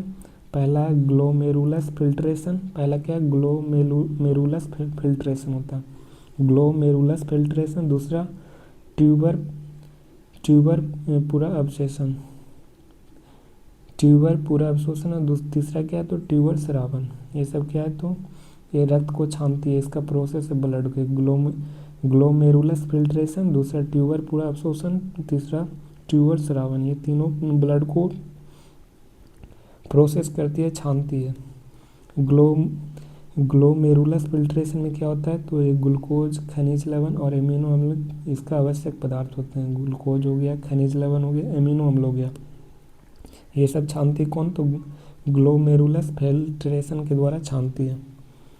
और यूरिया भी को छानती है, और यूरिक अम्ल और अमोनिया को। ये सब यूरिया और यूरिक अम्ल, अमोनिया क्या है तो उत्सर्जी पदार्थ होते हैं। यूरिया, यूरिक अम्ल और अमोनिया क्या है तो उत्सर्जी पदार्थ होते हैं। ग्लूकोज, खनिज लवण और अमीनो अम्ल क्या है तो आवश्यक पदार्थ होते हैं, जो ग्लोमेरुलस फिल्ट्रेशन से निकलती है। नेक्स्ट है प्रजनन तंत्र, जिसे रिप्रोडक्टिव सिस्टम कहा जाता है। रिप्रोडक्टिव सिस्टम, ये जनन करता है, रिप्रोडक्टिव सिस्टम प्रजनन तंत्र कहा जाता है। और सभी जीवों अपने समान ही संतान उत्पन्न करने की क्षमता पाई जाती है। समान ही उत्पन्न करेगा अपनी क्षमता। इसी को क्या कहते हैं? जनन कहते हैं। जनन क्रिया में भाग लेने वाले सभी अंगों को सम्मिलित रूप से प्रजनन तंत्र कहते हैं। जो जनन रिप्रोडक्शन में जो सभी भाग लेगा उसे क्या कहेंगे तो रिप्रोडक्टिव सिस्टम कहेंगे। जनन के प्रकार 2 प्रकार होते हैं, एक एसेक्सुअल रिप्रोडक्शन, दूसरा सेक्सुअल रिप्रोडक्शन। और एसेक्सुअल रिप्रोडक्शन को अलैंगिक कहा जाता है, और इसमें लिंग नहीं होता और सेक्स ऑर्गन भी नहीं होगा, न लिंग होगा न सेक्स ऑर्गन होगा अलैंगिक में, एसेक्सुअल में। और पेड़ पौधे में क्या होते हैं तो जड़, तना, पत्ती के माध्यम से होता है। पेड़ पौधे में जड़, तना, पत्ती के माध्यम से एसेक्सुअल रिप्रोडक्शन होगा। और ये क्या रहते हैं? एसेक्सुअल रिप्रोडक्शन एक कोशिकीय जीव में होता है। किसमें? एक कोशिकीय जीव में होता है एसेक्सुअल रिप्रोडक्शन। और इसमें कौन कौन आते हैं तो अलैंगिक जनन में amoeba paramecium, euglena, plasmodium planaria, ये सब आते हैं। और हाइड्रा ईस्ट, तो amoeba, paramecium, euglena, plasmodium planaria, hydra yeast. Amoeba, paramecium, euglena, plasmodium planaria, hydra yeast. Planaria, hydra yeast और plasmodium planaria. Amoeba, paramecium, euglena, plasmodium, planaria, hydra yeast. Planaria, hydra yeast और euglena, plasmodium, amoeba, paramecium, ये सब क्या है तो एक कोशिकीय जीव और एसेक्सुअल रिप्रोडक्शन करती है। नेक्स्ट है सेक्सुअल रिप्रोडक्शन। ये इसमें लिंग होता है और सेक्स ऑर्गन भी होता है और पेड़ पौधे में पाए जाते हैं। इसमें लिंग होगा, सेक्स ऑर्गन भी होगा पेड़ पौधे में, और फल के माध्यम से लैंगिक जनन करता है, सेक्सुअल रिप्रोडक्शन। और इसमें कौन कौन आते हैं, तो ये एबीज एम्फीबियन वर्ग, दूसरा रेप्टिलिया वर्ग, और तीसरा एबीज वर्ग, और चौथा मैमेलिया। इसमें एम्फीबियन, रेप्टिलिया और एबीज सब आते हैं, ये सेक्सुअल रिप्रोडक्शन करते हैं। एम्फीबियन, रेप्टिलिया, एबीज और मैमेलिया। नेक्स्ट है सेक्सुअल रिप्रोडक्शन। सेक्सुअल रिप्रोडक्शन ये क्या करता है, तो पहला विखंडन करेगा, दूसरा मुकुलन करेगा, तीसरा रीजनरेशन करेगा, और चौथा वेजिटेटिव रिप्रोडक्शन करेगा, यानी कायिक जनन करेगा। तो पहला विखंडन, दूसरा मुकुलन, तीसरा पुनरुद्वन और चौथा कायिक जनन होता है। तो विखंडन में क्या होता है, तो दो प्रकार के होते हैं, एक द्विविखंडन, एक बहुविखंडन। तो द्विविखंडन कौन कौन करता है, तो amoeba, paramecium, Euglena. Amoeba AMP, इसका याद रखो, APY इसका ट्रिक है, जो क्या करेगा, द्विविखंडन कौन कौन करता है, तो APY इसका ट्रिक क्या है, तो APY क्या करेगा, तो द्विविखंडन करता है, जैसे अमीबा, पैरामीशियम और यूग्लिना। APY क्या करेगा, द्विविखंडन, अमीबा, पैरामीशियम, यूग्लिना द्विविखंडन करेगा। और बहुविखंडन करता है तो प्लाज्मोडियम और जीवाणु। प्लाज्मोडियम और जीवाणु है जो क्या करेगा, तो बहुविखंडन करता है, जीवाणु भी बहुविखंडन। मुकुलन कौन करता है, तो हाइड्रा और ईस्ट में मुकुलन होता है, मुकुलन के द्वारा एसेक्सुअल रिप्रोडक्शन करता है हाइड्रा और ईस्ट। हाइड्रा क्या है, तो बहुकोशिकीय जीव है, लेकिन ईस्ट क्या है, तो एक कोशिकीय जीव होते हैं। हाइड्रा बहुकोशिकीय होते हैं और ईस्ट क्या होते हैं, एक कोशिकीय जीव होते हैं। हाइड्रा पुनः रीजनरेशन कौन करेगा, तो हाइड्रा एवं प्लेनेरिया। रीजनरेशन कौन करता है, तो हाइड्रा एवं प्लेनेरिया करता है। हाइड्रा और प्लेनेरिया में रीजनरेशन होता है। कायिक जनन किसमें, जड़ तना पत्ता के माध्यम से जनन करता है, उसे कायिक जनन कहते हैं। हाइड्रा एक क्या है, तो बहुकोशिकीय जीव है और इसमें मुकुलन एवं पुनः रीजनरेशन दोनों विधि द्वारा जनन होता है। हाइड्रा क्या है, तो बहुकोशिकीय जीव है, इसमें क्या होते हैं, तो मुकुलन और रीजनरेशन दोनों होता है। हाइड्रा में बहुकोशिकीय और इसमें मुकुलन और रीजनरेशन होता है, किसमें, तो हाइड्रा में। नेक्स्ट है अमीबा। अमीबा एक प्रकार के अनिश्चित होता है और ये क्या करता है, तो ये सेक्सुअल रिप्रोडक्शन करती है और द्विविखंडन के द्वारा। ए अमीबा, पैरामीशियम, APY तो ये हो गया ना, तो अमीबा, पैरामीशियम और यूग्लिना ये सब क्या है, तो द्विविखंडन करेगा। और ये सेक्सुअल रिप्रोडक्शन है। अमीबा के आकार अनिश्चित होता है और भोजन ग्रहण करता है, किसके द्वारा, स्यूडोपोडिया की मदद से भोजन अमीबा ग्रहण करता है, के कारण अमीबा के आकार बनते बिगड़ते रहते हैं, इसका कोई निश्चित आकार नहीं रहता अमीबा के। अमीबा के प्रचलन अंग को कूटपाद कहा जाता है और इसी के माध्यम से भोजन को क्या करता है, तो ऑब्जर्व करता है। भोजन ग्रहण क्या करते हैं, तो अनिश्चित होता है, उत्सर्जन भी अनिश्चित होता है, इसका न कोई भोजन ग्रहण करने की कोई निश्चित होता है और नहीं उत्सर्जन करने की कोई निश्चित होती है। अमीबा एक कोशिकीय जीव होते हैं। अमीबा कैसी, एक कोशिकीय जीव होते हैं और इसमें अमीबा का भोजन क्या क्या है, तो शैवाल है, डाइटम है और छोटा छोटा एक कोशिकीय जीव होते हैं। शैवाल और डाइटम को भोजन बनाता है कौन, अमीबा। भोजन पाचन होता है कहाँ, तो रसदानी में। अमीबा का भोजन कहाँ पाचन होता है, तो रसदानी में, इंपॉर्टेंट है रसदानी। विभाजन के लिए केंद्रक का विभाजन होना अनिवार्य है। विभाजन के लिए केंद्रक का विभाजन होना अनिवार्य है, क्योंकि केंद्रक कोशिका का दिमाग कहते हैं। क्योंकि केंद्रक को क्या कहते हैं, कोशिका का दिमाग कहते हैं और बिना दिमाग के किसी जीव का कोई औचित्य नहीं होता, औचित्य नहीं होता, बिना कोई दिमाग के कोई रह ही नहीं सकता। यूग्लिना, यूग्लिना क्या है, तो द्विविखंडन द्वारा होता है, तो यूग्लिना जैसे APY अमीबा हो गया, पैरामीशियम हो गया, यूग्लिना ये सब क्या करता है, तो द्विविखंडन करता है। और यूग्लिना प्रचलन अंग क्या है, तो यूग्लिना का प्रचलन अंग होता है फ्लैजिला। फ्लैजिला के द्वारा यूग्लिना क्या करता है, तो एक जगह से दूसरे जगह जाती है फ्लैजिला के द्वारा। यूग्लिना क्या है, तो स्वपोषी और परपोषी यानी ऑटोट्रॉफ्स और हेटेरोट्रॉफ्स दोनों होते हैं कौन, यूग्लिना। और इसका आकार क्या होती है, तो निश्चित। और अमीबा का कोई निश्चित आकार नहीं था, ठीक ना, नहीं भोजन करने का। नेक्स्ट है पैरामीशियम, जो ये भी क्या करती है, तो द्विविखंडन के द्वारा जनन करती है और इसमें प्रचलन अंग क्या है, तो सीलिया या पछमावी। पैरामीशियम में सीलिया पछमावी के द्वारा एक जगह से दूसरे जगह जाती है और इसका आकार क्या होती है, तो निश्चित होते हैं। तो अमीबा के छोड़कर पैरामीशियम हो गया और यूग्लिना हो गया, ये दोनों तो विखंडन है और दूसरा इसमें निश्चित होते हैं आकार। यूग्लिना और पैरामीशियम का निश्चित आकार होते हैं और इसका पैरामीशियम का प्रजनन अंग क्या होता है, प्रचलन अंग, तो सीलिया यानी पचमावी होता है। और यूग्लिना का क्या होता है, तो फ्लैजेला के द्वारा होता है। हाइड्रा क्या है, तो बहुकोषीय जीव है हाइड्रा। और मुकुलन और रीजनरेशन दोनों विधि द्वारा होता है हाइड्रा में। हाइड्रा में क्या होता है, तो बहुकोषीय जीव है, मुकुलन और रीजनरेशन दोनों होगा। और ईस्ट में क्या है, तो एक कोशिकीय जीव है, यूनिसेलुलर है। ईस्ट यूनिसेलुलर, ईस्ट क्या है, तो यूनिसेलुलर और मुकुलन के विधि द्वारा जनन करता है। ईस्ट क्या है, तो यूनिसेलुलर, और इसमें क्या होगा, तो मुकुलन के द्वारा जनन करता है। नेक्स्ट है प्लेनेरिया में रीजनरेशन विधि द्वारा जनन करता है। प्लेनेरिया रीजनरेशन करता है। कायिक प्रजनन किसमें होता है, तो जड़ तना पत्ता के माध्यम से जनन के शरीर के अंगों के द्वारा नए जीव का कायिक प्रजनन कहलाता है। तो वेजिटेटिव रिप्रोडक्शन होता है किसमें, तो जड़ तना पत्ता के माध्यम से होता है। जड़ तना पत्ता के माध्यम से होता है। और नए जीव का जन्म होता है किसमें, तो कायिक प्रजनन के माध्यम से होता है, जड़ तना पत्ते के माध्यम से। जैसे गुलाब के पौधा, सहजन के पौधा, आलू, प्याज, लहसुन, हल्दी, अदरक, ये सब क्या करते हैं, तो वेजिटेटिव रिप्रोडक्शन करती, कायिक जनन करता है। कौन कौन, तो गुलाब के पौधा, सहजन के पौधा, आलू हो गया, प्याज, लहसुन, हल्दी, अदरक, ओल, ये सब क्या है, तो तना है। और तना की वेजिटेटिव रिप्रोडक्शन करती है। ब्रायोफिलियम क्या है, तो पत्ती से नए पौधे को तैयार हो जाते हैं। ब्रायोफिलियम से क्या होता है, तो पत्ती से नया पौधा तैयार हो जाता है ब्रायोफिलियम में। नेक्स्ट है मानव प्रजनन तंत्र, ह्यूमन रिप्रोडक्शन सिस्टम। इसमें दो होते हैं, एक मेल रिप्रोडक्टिव सिस्टम, दूसरा फीमेल रिप्रोडक्टिव सिस्टम। और मेल रिप्रोडक्टिव सिस्टम में कौन कौन आते हैं, तो टेस्टिस हो गया, फिर टेस्टिस, फिर बाद में एपिडाइमिस यानी अधिवृषण हो गया, टेस्टिस, एपिडाइमिशन, अधिवृषण। दूसरा सीसन यानी सीसन हो गया। और चौथा क्या हो गया, तो शुक्रवाहिनी, जिसे वास्ट डिफरेंस कहा जाता है, शुक्रवाहिनी। फिर बाद में सेमिनल वेसिकल होता है, सेमिनल वेसिकल यानी शुक्राशय। और छठा क्या है, तो प्रोस्टेट ग्लैंड। प्रोस्टेट ग्लैंड क्या है, तो मेल का रिप्रोडक्टिव सिस्टम। और नेक्स्ट है सोमेनियल ग्लैंड। सोमेनियल ग्लैंड भी क्या रिप्रोडक्टिव सिस्टम है, मेल का। कॉपर ग्लैंड भी किसका है, तो मेल का।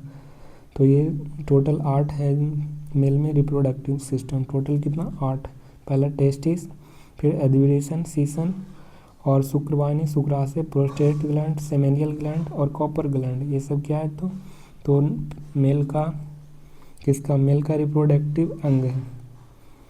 और मादा का प्रजनन तंत्र इसमें क्या है, तो वजाइना और सर्विक्स में, यूटेरस और फैलोपियन ट्यूब और ओवरी।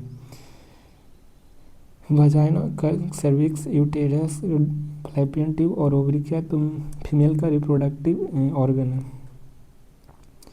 फिर क्या है, तो HRS है, ह्यूमन, HRS का क्या होता है, मतलब ह्यूमन रिप्रोडक्टिव सिस्टम। HRS को क्या कहते हैं, तो ह्यूमन रिप्रोडक्टिव सिस्टम। तो मेल का रिप्रोडक्टिव सिस्टम है स्पर्म, और फीमेल का रिप्रोडक्टिव सिस्टम है ओवम। और स्पर्म आगे जाके क्या बनाते हैं, तो मेल गैमेट बनाते हैं। और फीमेल का जो आगे जाके क्या बनाते हैं, तो फीमेल गैमेट यानी मादा युग्मक बनाते हैं। और दोनों जब मिलेगा तो जाइगोट का निर्माण करेगा, युग्मनज का। और ओवम और स्पर्म आपस में मिलकर क्या बनाते हैं, तो जाइगोट। ओवम और स्पर्म मिलेगा तो क्या बनेगा, जाइगोट बनेगा।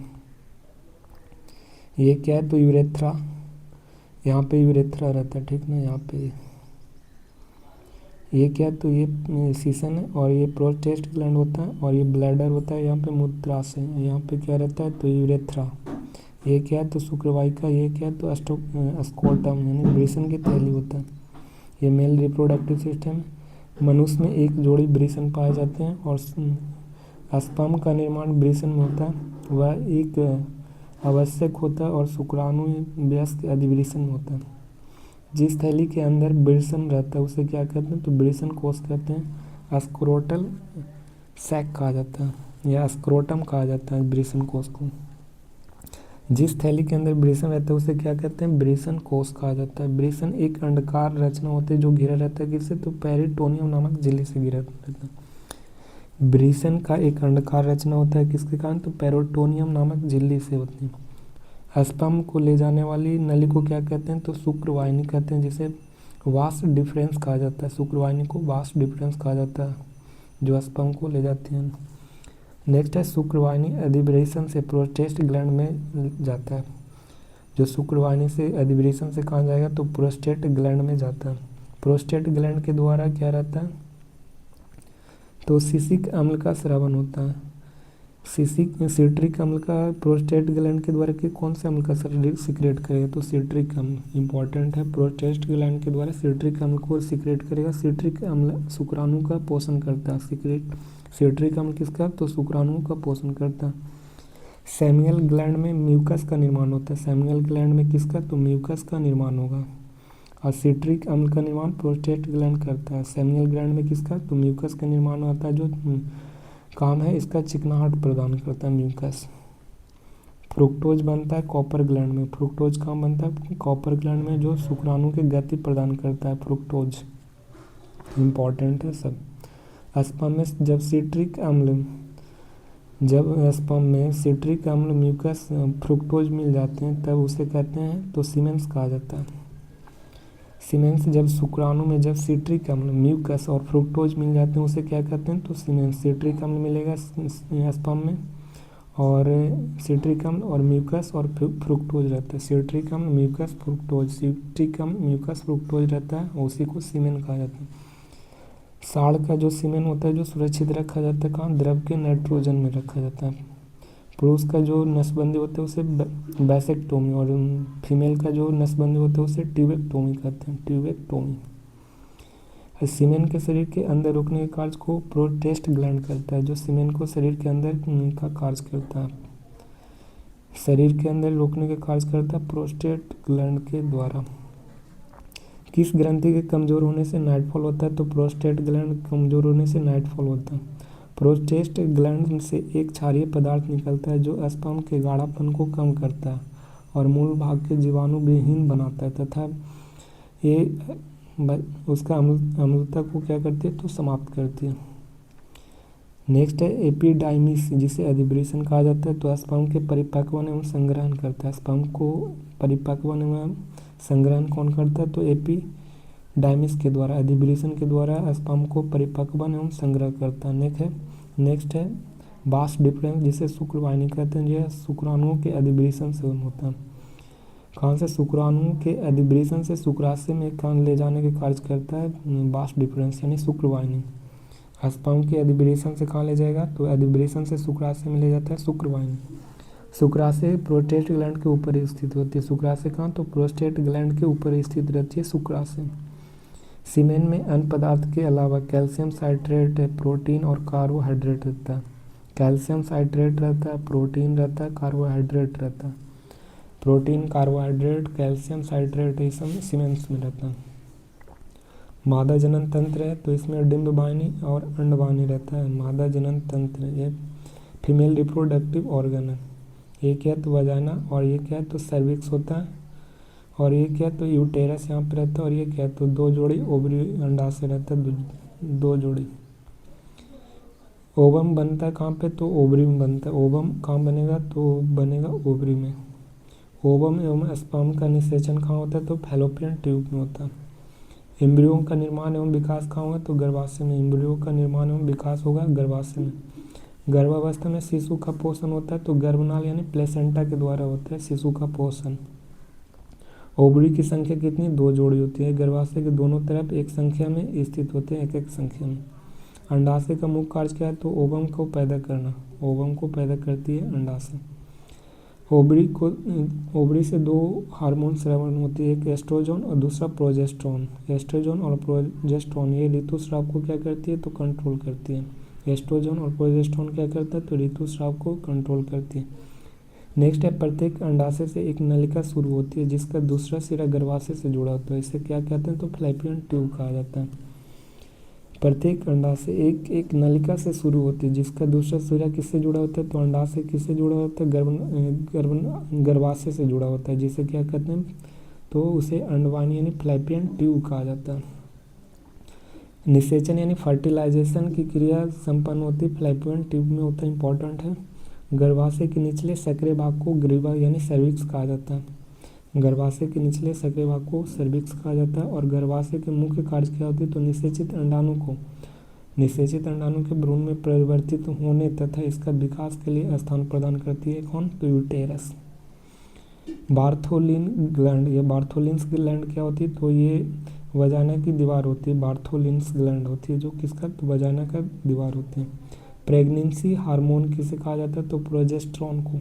इम्पॉर्टेंट है बीबीआई, प्रेगनेंसी हार्मोन प्रोजेस्टेरॉन। और मुख्य मादा जनन अंग होता है तो ओवरी यानी अंडाशय होता है।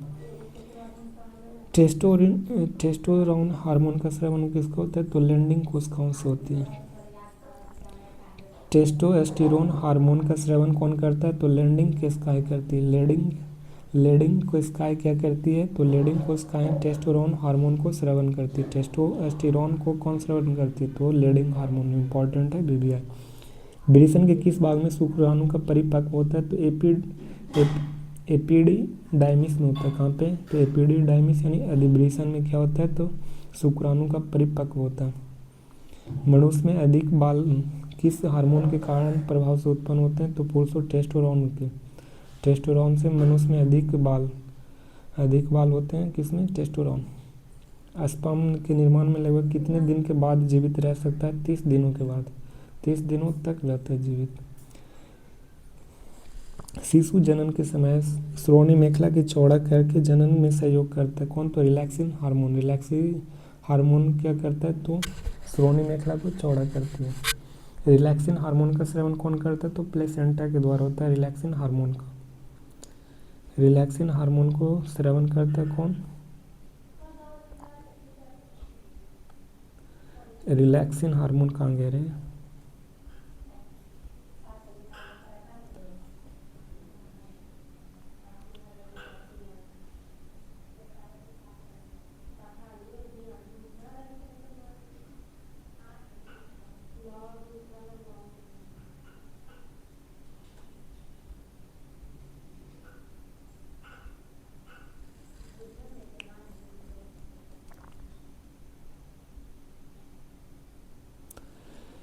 यहाँ पे है रिलैक्सिन हार्मोन कहाँ गए रहे? रिलैक्सिन हार्मोन ये हो गया, ये अंडाशय है, इसकी 2 जोड़ी। यहाँ पे टेस्टोस्टेरोन, प्रेगनेंसी, शिशु जनन, ये श्रोणि मेखला। यहीं पे रिलैक्सिन हार्मोन का स्रावन किसके द्वारा होता है? तो प्लेसेंटा के द्वारा। इंपॉर्टेंट है बीबीआई। रिलैक्सिन हार्मोन किसके द्वारा? प्लेसेंटा के द्वारा सीक्रेट होता है। एंड्रोजेंस किस प्रकार का हार्मोन है? तो पुरुष हार्मोन है एंड्रोजेंस। इंपॉर्टेंट बीबीआई है। एंड्रोजेंस किस प्रकार के? तो नर हार्मोन होते हैं, पुरुष हार्मोन कहा जाता है एंड्रोजेंस को।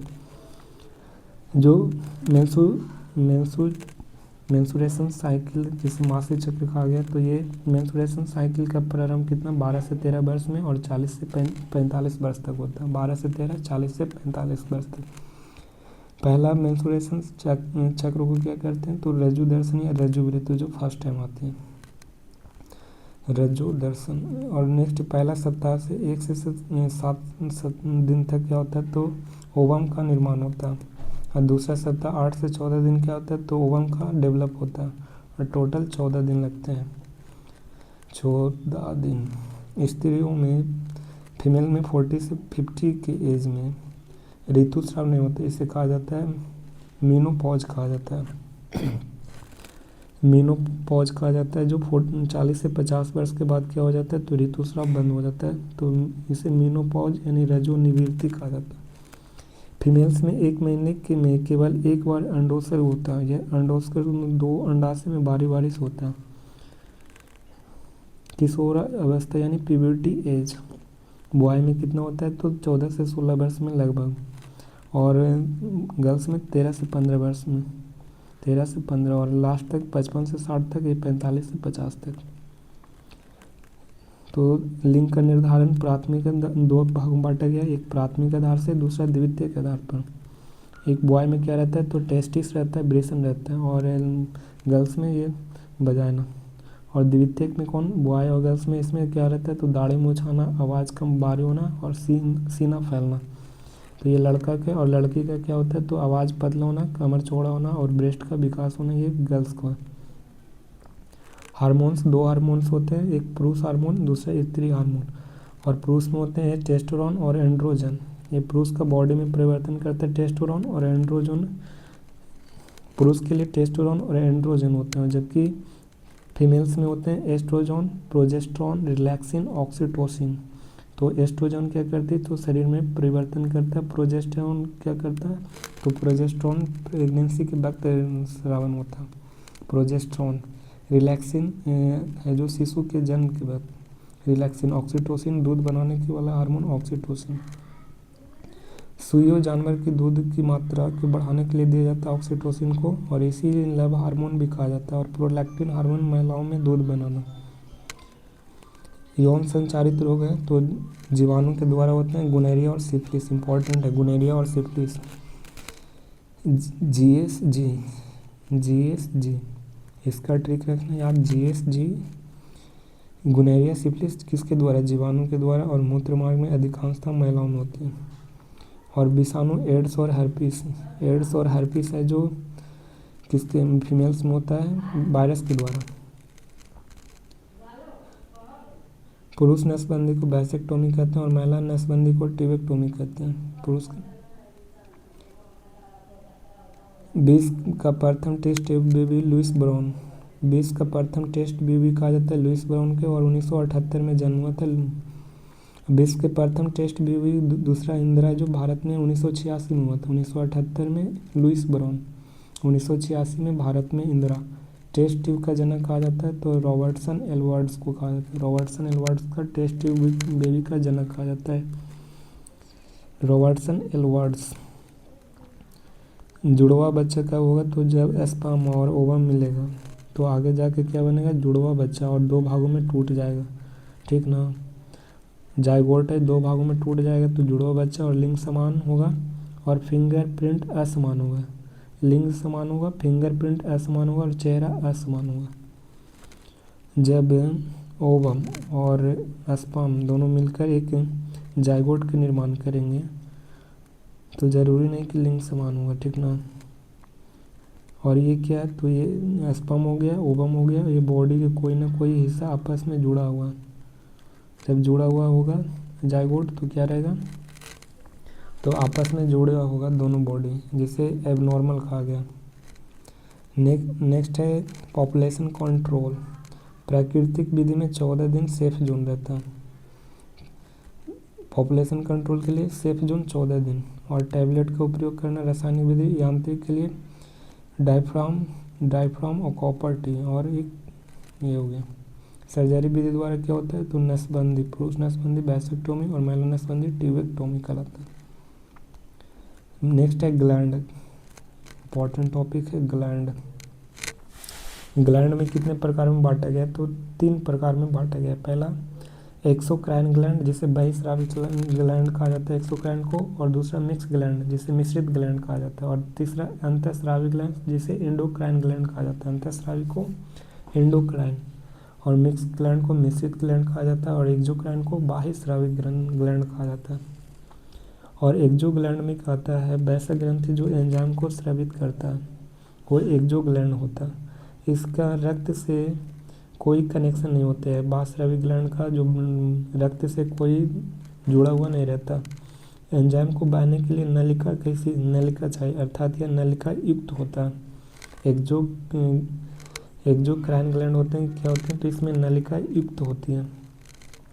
जैसे क्या है, तो आंसू ग्लैंड होता है एक्सो ग्लैंड। श्वेत ग्लैंड क्या है, तो बाहरी द्वारा निकलता है। लार्वी तो एक्सो ग्लैंड है, और दुग्ध ग्रंथि भी क्या है, तो एक्सो ग्लैंड। और लीवर क्या है, तो एक्सो ग्लैंड के अंदर आता है। तो आंसू ग्लैंड से निकलती है कौन, तो लाइक्रेमल ग्लैंड। श्वेत से पसीना, और लार से टाइलिन और टाइलिन एंजाइम निकलता है। नेक्स्ट है मिश्रित ग्लैंड, किसमें पाया जाता है, तो अग्नाशय में, और शरीर का एकमात्र मिश्रित ग्लैंड है, और जिसमें एंजाइम और हार्मोन का स्रवण होता है। एंजाइम एवं हार्मोन का स्रवण होगा किसमें, तो अग्नाशय में होगा। नेक्स्ट है अंतःस्रावी ग्रंथि जिसे एंडोक्राइन ग्लैंड कहा जाता है। वैसा ग्रंथि जो हार्मोन का क्या करता है, स्रावित करता है। तो ये तो हार्मोन को, एक्सोक्राइन एंजाइम को सिक्रेट करेगा। एक्सोक्राइन किसको, एंजाइम को, इंपॉर्टेंट है जरा ये। और एंडोक्राइन हार्मोन को सिक्रेट करेगा। एंडोक्राइन किसको, हार्मोन को सिक्रेट करता है, और एक्सोक्राइन है जो किसको, एंजाइम को सिक्रेशन करता है। यह रक्त के माध्यम से पूरे शरीर में जाएगा, अर्थात यह नलिका विहीन होता है। ये रक्त से जुड़ा हुआ रहता है, ठीक ना। एंडोक्राइन ग्लैंड है जो ब्लड से जुड़ा रहता है, और ये नलिका बेन, इसमें कोई नली नहीं पाया जाएगा। इसमें कुल संख्या कितनी होते हैं? 9 होते हैं। तो एंडोक्राइन ग्लैंड एक जो एंडोक्राइन ग्लैंड में कितने संख्या टोटल 9 होते हैं। पहला हाइपोथैलेमस, दूसरा पीयूष ग्लैंड, तीसरा पीनियल ग्लैंड, चौथा थायराइड, फिर थाइमस और अग्नाशय, एड्रिनल और जनन ग्लैंड, रिप्रोडक्टिव ग्लैंड होते हैं।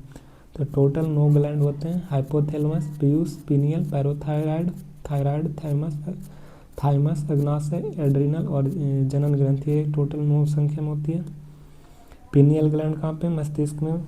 पीनियल और ग्लैंड, हाइपोथैलेमस ग्लैंड और पीयूष, ये सब मस्तिष्क में तीनों रहता है।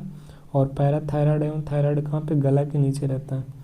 और थाइमस ग्लैंड ये नीचे जाके स्टमक के बीच में रहता है, थाइमस ग्लैंड। और एक लीवर हो गया यहाँ पे, और 7 अग्नाशय या पैनक्रियाटिक सेल, ये जो स्मॉल इंटेस्टाइन और बिग इंटेस्टाइन के ऊपर रहता है।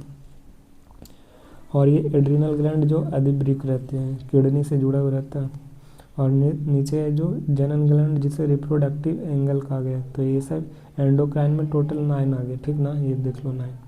पीनियल, हाइपोथैलेमस, मास्टर ग्लैंड कहा जाता है, प्यूटरिटी, पैराथायराइड, थायराइड, थाइमस, अग्नाशय, एड्रिनल और जनन ग्रंथि, टोटल 9 एंडोक्राइन ग्लैंड होते हैं। हाइपोथैलेमस क्या करता है? तो मस्तिष्क में रहता है हाइपोथैलेमस। इसका कार्य रहता है ब्रेन की तरह भी होता है, ये ग्रंथि की तरह भी होता है, ब्रेन की तरह और ग्लैंड की तरह काम करता है hypothalamus. Master of master gland कहा जाता है, और मास्टर ऑफ मास्टर ग्लैंड कहा जाता है, हेड मास्टर ग्लैंड कहा जाता है हाइपोथैलेमस को। सभी अंतःस्रावी ग्रंथि को क्या करता है? तो सभी एंडोक्राइन ग्लैंड को कंट्रोल करता है कौन? हाइपोथैलेमस के द्वारा कंट्रोल करती है। नेक्स्ट है पीनियल ग्लैंड। यह मस्तिष्क में होता है और हमारे शरीर का सबसे छोटा ग्लैंड होता है पीनियल ग्लैंड। और इसका भार कितना होता है? 0.1 ग्राम होता है। पीनियल ग्लैंड का वजन कितना? तो 0.1 ग्राम। इसे थर्ड आई भी कहा जाता है। पीनियल ग्लैंड को थर्ड आई कहते हैं। और नाइट ग्लैंड भी कहा जाता है। नाइट ग्लैंड किसे कहते हैं? तो पीनियल ग्लैंड को। और इसे बायोलॉजिकल क्लॉक यानी जैविक घड़ी कहते हैं पीनियल ग्लैंड को। तो नाइट ग्लैंड कहा जाता है, थर्ड आई कहता है, और बायोलॉजिकल क्लॉक कहा जाता है पीनियल ग्लैंड के। और दूसरा सबसे छोटा ग्रंथि कौन हो गया? तो पिट्यूटरी है। और पीनियल ग्लैंड तीसरा हो गया। इसका वजन कितना? तो 0.6 ग्राम। और पहला ग्रंथि क्या है? तो लीवर। पहला कौन? लीवर हो जाएगा, दूसरा पिट्यूटरी हो जाएगा, तीसरा नंबर पर तीसरा सबसे छोटा ग्लैंड कौन हो जाएगा? तो ये पीनियल ग्लैंड हो जाएगा। नेक्स्ट है पीयूष ग्रंथि, जिसे पिट्यूटरी ग्लैंड कहा जाता है। तो ये मस्तिष्क में होता है और स्फेनॉइड की हड्डी में धंसा होता है। किसका? स्फेनॉइड की हड्डी में धंसा रहता है पिट्यूटरी ग्लैंड। और इसका सेल को टर्सिका कहा जाता है। इसको सेल के क्या कहते हैं? तो टर्सिका कहा जाता है। इसे मास्टर ग्लैंड कहा जाता है, पीयूष ग्लैंड को मास्टर ग्लैंड। इसका आकार कैसा होता है? मटर के दाने की तरह होता है। और पिट्यूटरी ग्लैंड का वेट कितना होता है? तो 0.6 ग्राम। पीनियल के क्या है? तो 0.1 ग्राम। तो पिट्यूटरी का 0.6 ग्राम होता है। दूसरा सबसे छोटा ग्लैंड है पीयूष ग्लैंड, और नियंत्रित करता है। तो एक जो ग्रंथि को नियंत्रित करता है, अंतःस्रावी ग्रंथि को क्या करता है? नियंत्रित करता है। अब बाद में पैराथायराइड ग्रंथि इसको कंट्रोल करता है। बाद में नियंत्रित करता है अंतःस्रावी ग्रंथि, लेकिन पैराथायराइड ग्रंथि को कौन करता है? तो एंडोक्राइन ग्लैंड को नियंत्रित करता है। स्रावित होने वाले हार्मोन, तो पिट्यूटरी ग्लैंड से टोटल कितना? तो इसे टोटल 1 2 3 4 5 6 7, इससे टोटल 7 हार्मोन सीक्रेट होते हैं। पहला STH, दूसरा TSH, और तीसरा ACTH, और चौथा GTH, और पांचवा LTH, और छठा ऑक्सीटोसिन, और सातवां वैसोप्रेसिन हार्मोन। तो STH को क्या कहते हैं? तो सोमैटोट्रोपिक हार्मोन। STH को सोमैटोट्रोपिक हार्मोन होते हैं जो पिट्यूटरी ग्लैंड से निकलते हैं। और ज़्यादा होने पर क्या होता है? तो गिगैनेटिज्म हो जाता है, यानी भीमकाय शरीर हो जाता है। STH से जब अधिक मात्रा में रिलैक्सेशन होगा तो क्या होगा? तो भीमकाय बॉडी बन जाएगा। और कम होने पर क्या होता है? तो ड्वार्फिज्म यानी बौनापन हो जाएगा। तो STH यानी सोमैटोट्रोपिक हार्मोन क्या करता है? ज़्यादा सीक्रेट होगा तो बॉडी एकदम बहुत बड़ा दिखेगा, भीमकाय। कम सीक्रेट होगा तो बौनापन यानी ड्वार्फिज्म हो जाएगा। नेक्स्ट है THS, जिसे थायराइड स्टिमुलेटिंग हार्मोन कहा जाता है। TSH को थायराइड स्टिमुलेटिंग हार्मोन कहा जाता है। ये थायराइड ग्रंथि को नियंत्रित करता है। TSH किसको नियंत्रित कर रहा है? थायराइड को। ACTH क्या है? तो एड्रीनोकोर्टिकोट्रॉपिक हार्मोन कहा जाता है। ACTH का फुल फॉर्म क्या होता है? तो एड्रीनोकोर्टिकोट्रॉपिक हार्मोन, एड्रीनोकॉर्टिक ट्रॉपिक हार्मोन कहा जाता है। ACTH को कहा जाता है एड्रीनोकॉर्टिक ट्रॉपिक हार्मोन ACTH, और इसे एड्रीनल ग्लैंड को नियंत्रित करता है ACTH के द्वारा। थायराइड को TSH करता है और एड्रीनल को ACTH के द्वारा एड्रीनल ग्लैंड को क्या करती है? तो कंट्रोल करती है। नेक्स्ट है GTH, जिसे गोनेडोट्रोपिक हार्मोन कहा जाता है। GTH को गोनेडोट्रोपिक हार्मोन GTH को कहते हैं, और ये क्या करता है? तो जनन ग्रंथि को यानी रिप्रोडक्टिव ग्लैंड को क्या करती है? कंट्रोल करता है GTH। नेक्स्ट है LTH, जिसे लैक्टोजेनिक हार्मोन कहा जाता है LTH को। ये दुग्धजनक हार्मोन को सिक्रेट करता है। नेक्स्ट है ऑक्सीटोसिन हार्मोन, इसे लव हार्मोन कहा जाता है और दूध की मात्रा को बढ़ाता है, और लेबर पेन के समय में ये क्या होता है? तो स्रावित होता है, सिक्रेट होता है। लव हार्मोन किसे कहा जाता है? तो ऑक्सीटोसिन को। नेक्स्ट है वैसोप्रेसिन हार्मोन, यह वृक्क के वाहिनियों एवं कोशिकाओं में जल का अवशोषण करता है। वृक्क के वाहिनियों एवं कोशिकाओं में जल का अवशोषण कौन करता है? तो वैसोप्रेसिन हार्मोन। वैसोप्रेसिन हार्मोन क्या करता है? तो वाहिनियों एवं कोशिकाओं में जल का अवशोषण को नियंत्रित करता है वैसोप्रेसिन हार्मोन। नेक्स्ट है थायराइड ग्लैंड। थायराइड ग्लैंड में पाई जाती है गले के श्वास नली के ट्रैकिया के दोनों ओर लैरिंक्स के नीचे पाया जाता है। ट्रैकिया के दोनों ओर लैरिंक्स के नीचे पाए जाते हैं गले में थायराइड ग्लैंड। इसे एब2 ग्लैंड भी कहा जाता है और इसका आकार एच के आकार के होता है। थायराइड ग्लैंड का आकार कैसा होता है? एच आकार या बटरफ्लाई के आकार के होता है। मनुष्य का शरीर सबसे बड़ा अंतःस्रावी ग्रंथि होता है। सबसे बड़ा अंतःस्रावी ग्रंथि थायराइड होगा, और स्त्रियों की अपेक्षाकृत बड़ी होती है। स्त्रियों में से बड़ी होती है, और इसका भार कितना? तो 25 से 30 ग्राम होता है। थायराइड ग्लैंड की वेट कितना? 25 से 30 ग्राम। इंपॉर्टेंट है। इसका कार्य क्या है? तो थायरोक्सिन हार्मोन को सिक्रेट करती है, और थायरोक्सिन को नियंत्रित करता है आयोडीन। आयोडीन की कमी से घेगा एवं ग्वाइटर रोग हो जाता है। हमारे शरीर के सभी उपापचयी क्रियाओं का नियंत्रण मेटाबॉलिक प्रोसेस को नियंत्रित कौन करते हैं? इंपॉर्टेंट है BBI। मेटाबॉलिक उपापचयी क्रियाओं को नियंत्रित करता है तो थायरोक्सिन हार्मोन के द्वारा, और थायराइड करता है मेटाबॉलिक क्रियाओं का। और इसमें क्या होता है? तो उपापचयी क्रियाओं में क्या होता है? पाचन, श्वसन, परिवहन, ये सब होता है। और सब कंट्रोल उपापचयी यानी मेटाबॉलिक प्रोसेस को कंट्रोल करता है कौन? थायराइड।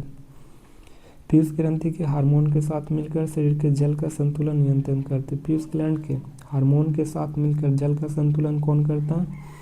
तो पीयूष ग्लैंड थायराइड करता है, जल को संतुलित करता है थायराइड ग्लैंड। नेक्स्ट है पैराथायराइड ग्लैंड।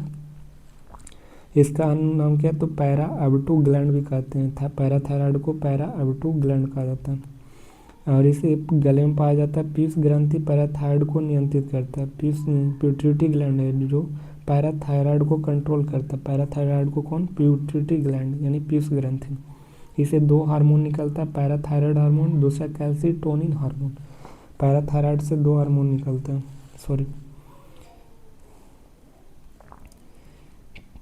पैराथायराइड से कितने हार्मोन? 2 हार्मोन सीक्रेट होता है पैराथायराइड ग्लैंड से। एक पैराथायराइड हार्मोन और दूसरा कैल्सिटोनिन हार्मोन। पैराथायराइड हार्मोन क्या करती है? तो कैल्शियम को नियंत्रित करती है पैराथायराइड हार्मोन।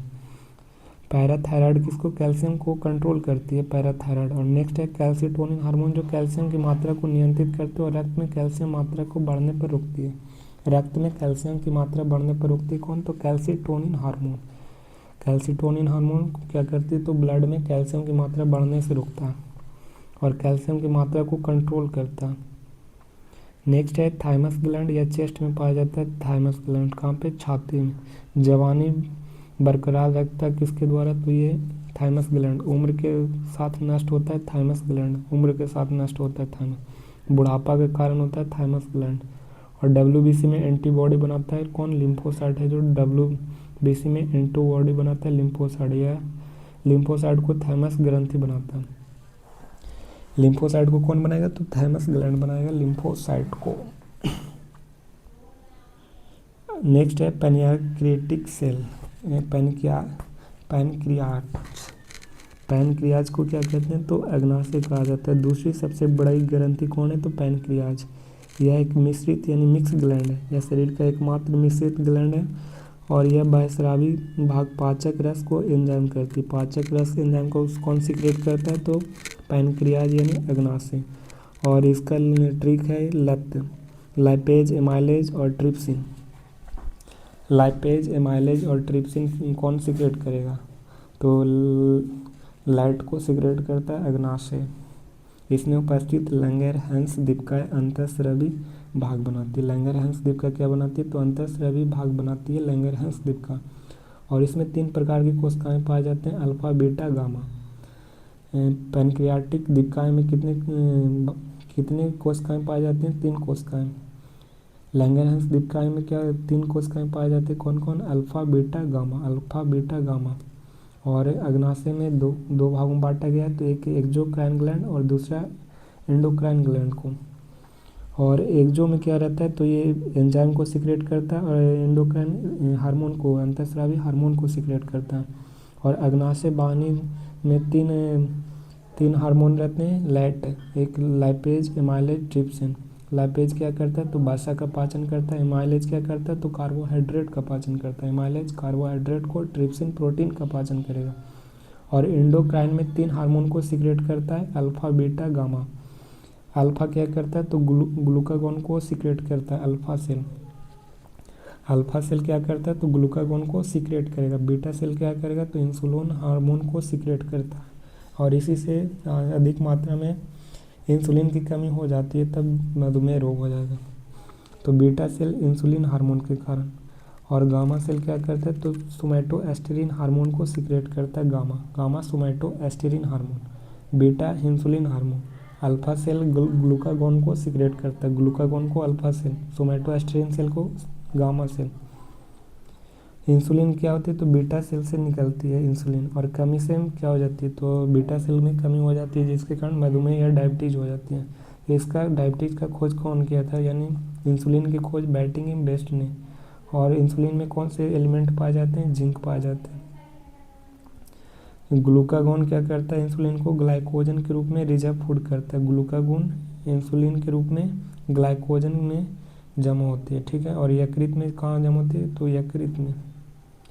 ग्लाइकोजन को फास्टिंग के टाइम क्या करता है? तो ग्लूकोज में तोड़ता है।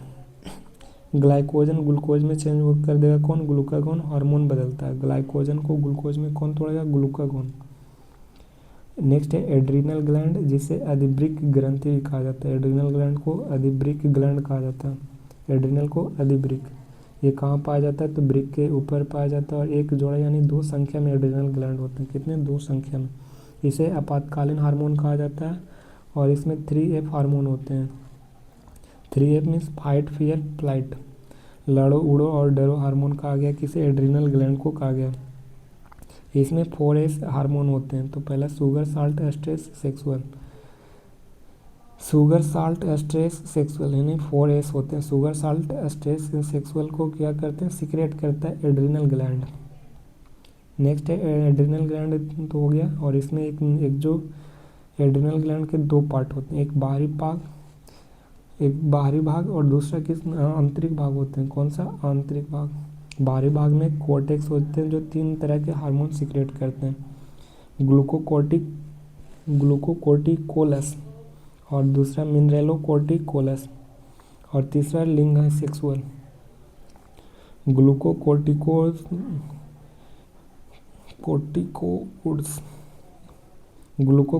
इसकी क्या करती है? तो शुगर को कंट्रोल करती है। और मिनरेलोकोर्टिक्स जो साल्ट को कंट्रोल करती है। मिनरेलोकोर्टिकोलस क्या करती है? तो साल्ट को कंट्रोल करेगा। और ग्लूकोकोर्टिकोलस क्या करती है? तो शुगर को कंट्रोल करेगा। लिंग हार्मोन में सेक्स को। नेक्स्ट है आंतरिक भाग, जो मेडुला 2 तरह के हार्मोन सिक्रेट करता है। आंतरिक भाग में जो मेडुला है, जो कितने? 2 तरह के। पहला एड्रेनलिन, फिर नॉर एड्रेनेलिन या नॉरएपिनेफ्रिन हार्मोन को सीक्रेट करता है। एपिनेफ्रॉन हार्मोन। एड्रेनेलिन को क्या कहते हैं? तो एपिनेफ्रिन हार्मोन भी कहा जाता है। एड्रेनेलिन या एपिनेफ्रॉन हार्मोन कहा जाता है आंतरिक भाग को। और इसे एबनॉर्मल डिलीवरी होता है एड्रेनल के कारण। आपातकालीन हार्मोन में 3F होता है। और नॉर एड्रेनलिन या नॉर एपिनेफ्रिन हार्मोन ये बॉडी नॉर्मल करता है।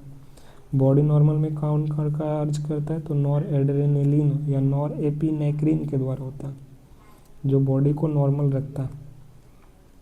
नेक्स्ट है जनन, तो जनन तो हो ही गया, तो इधर पुरुष इधर महिला। एब्रेशन होता है, टेस्टोब्रेशन में दो हार्मोन सीक्रेट करेगा, टेस्टोस्टेरोन और एंड्रोजन।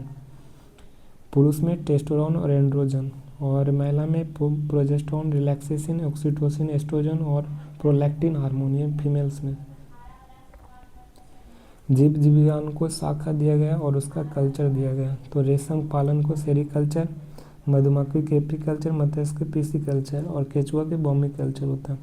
अंगूर के बीटिकल्चर, अंगूर की खेती को बीटिकल्चर, बागवानी के हॉर्टिकल्चर, सब्जी के लिए ओलरीकल्चर, सब्जी के लिए।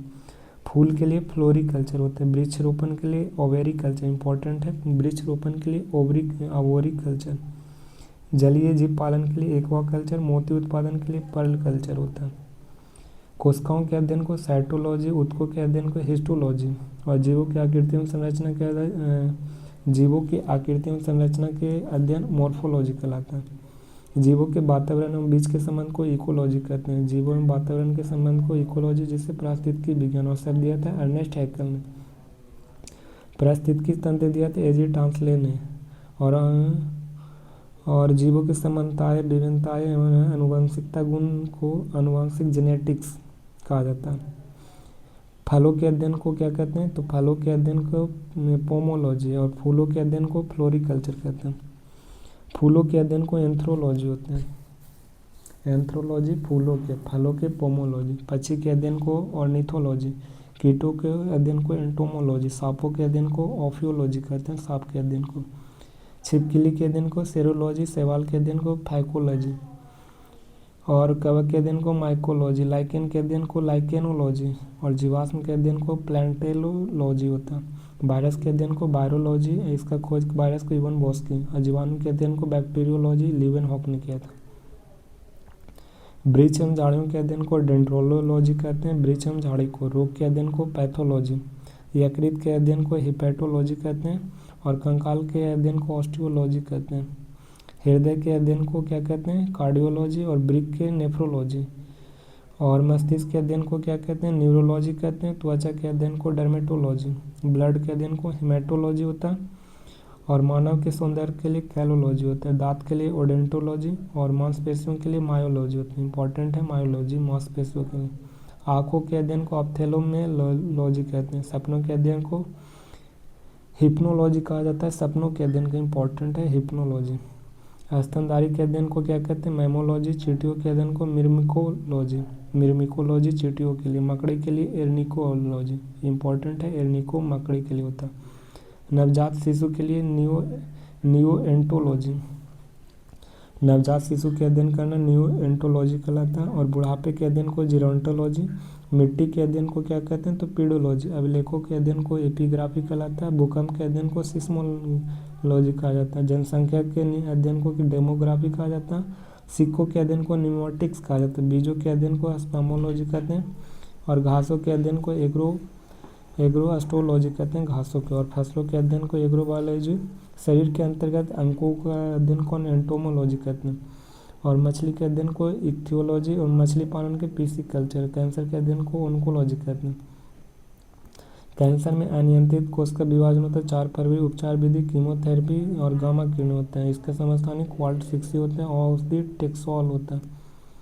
कोशिका की खोज रॉबर्ट हुक ने 1665 में। कोशिका सिद्धांत सर लाइडेन एवं सवान ने। केंद्रा की खोज रॉबर्ट ब्राउन ने।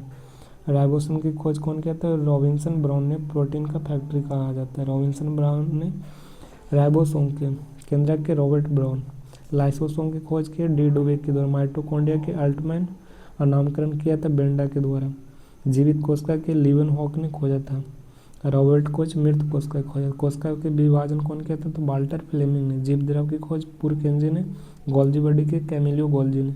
डीएनए की खोज बार्टसन क्रिक ने, और डबल हेलिक्स मॉडल दिए थे 1960 में। बार्टसन क्रिक को नोबेल प्राइज मिला था।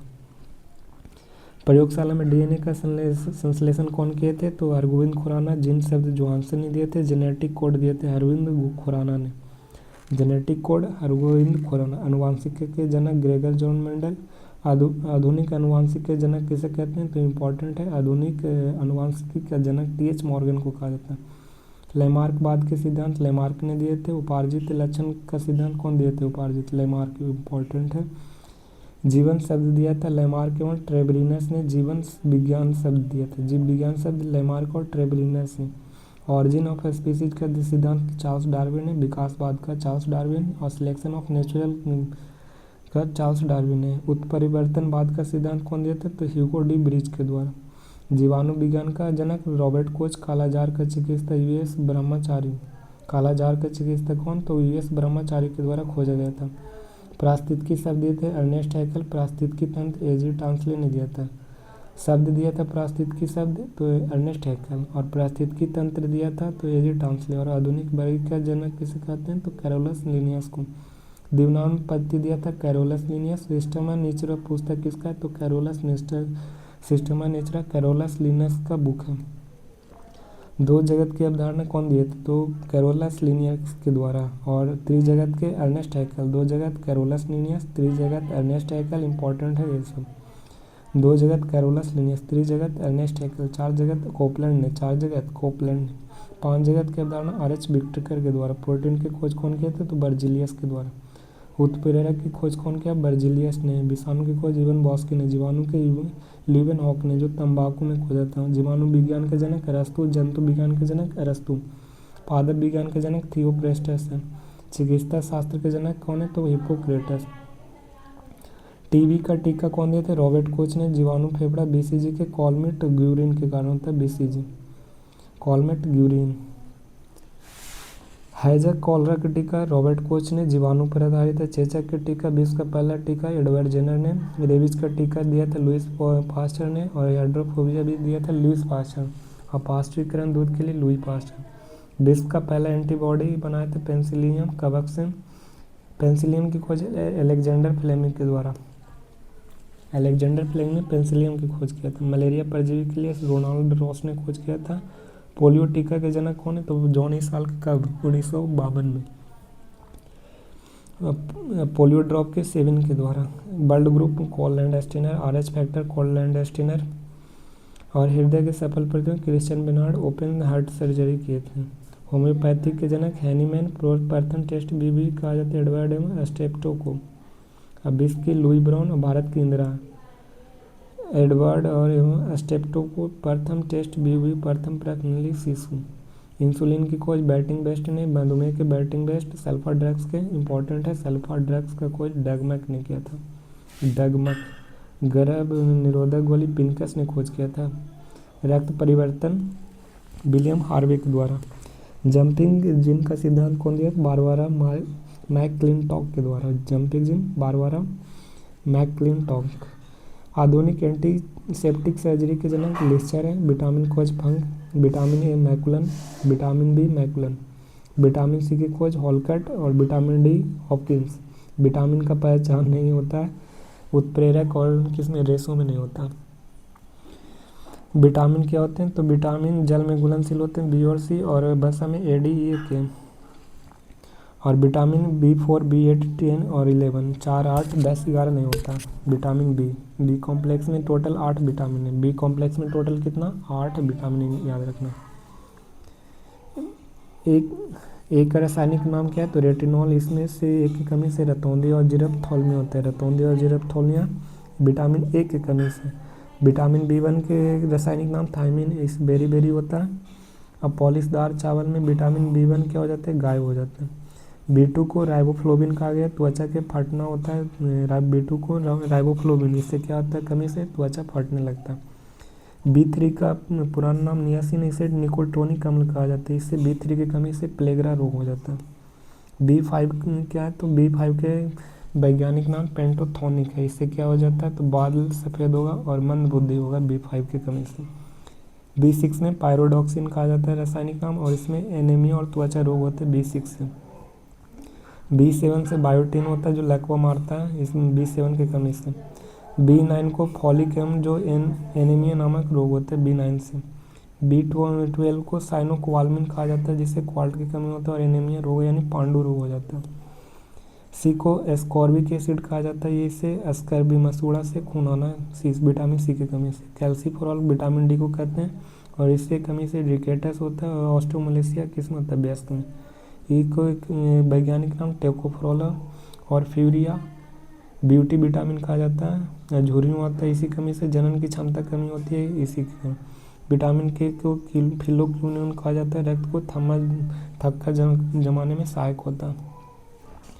धोने से कौन सा विटामिन नष्ट होता है, तो विटामिन बी और सी नष्ट होता है। गर्म करने पर विटामिन सी नष्ट होगा। दूध में कौन सा विटामिन नष्ट हो नहीं पाया जाता, विटामिन सी। घाव भरने के लिए विटामिन सी का कटोरा कहा जाता है, आंवला के धूप से प्राप्त होता है। विटामिन डी, हार्मोन में कौन विटामिन रहता है, तो हार्मोन विटामिन कहते हैं डी को। हार्मोन विटामिन इंपॉर्टेंट है, हार्मोन विटामिन। यकृत में पाए जाते हैं विटामिन ए, मछली के तेल में विटामिन ए। विटामिन डी भी पाया जाता है सबसे अधिक मछली के तेल में विटामिन डी। आंत में ई कोलाई बनाता है, B1 B2 B12 बनाता है ई कोलाई जो आंत में पाया जाता है। इसी के साथ सेवा समाप्त करते हैं और जय हिंद जय भारत करते हैं। बायोलॉजी समाप्त।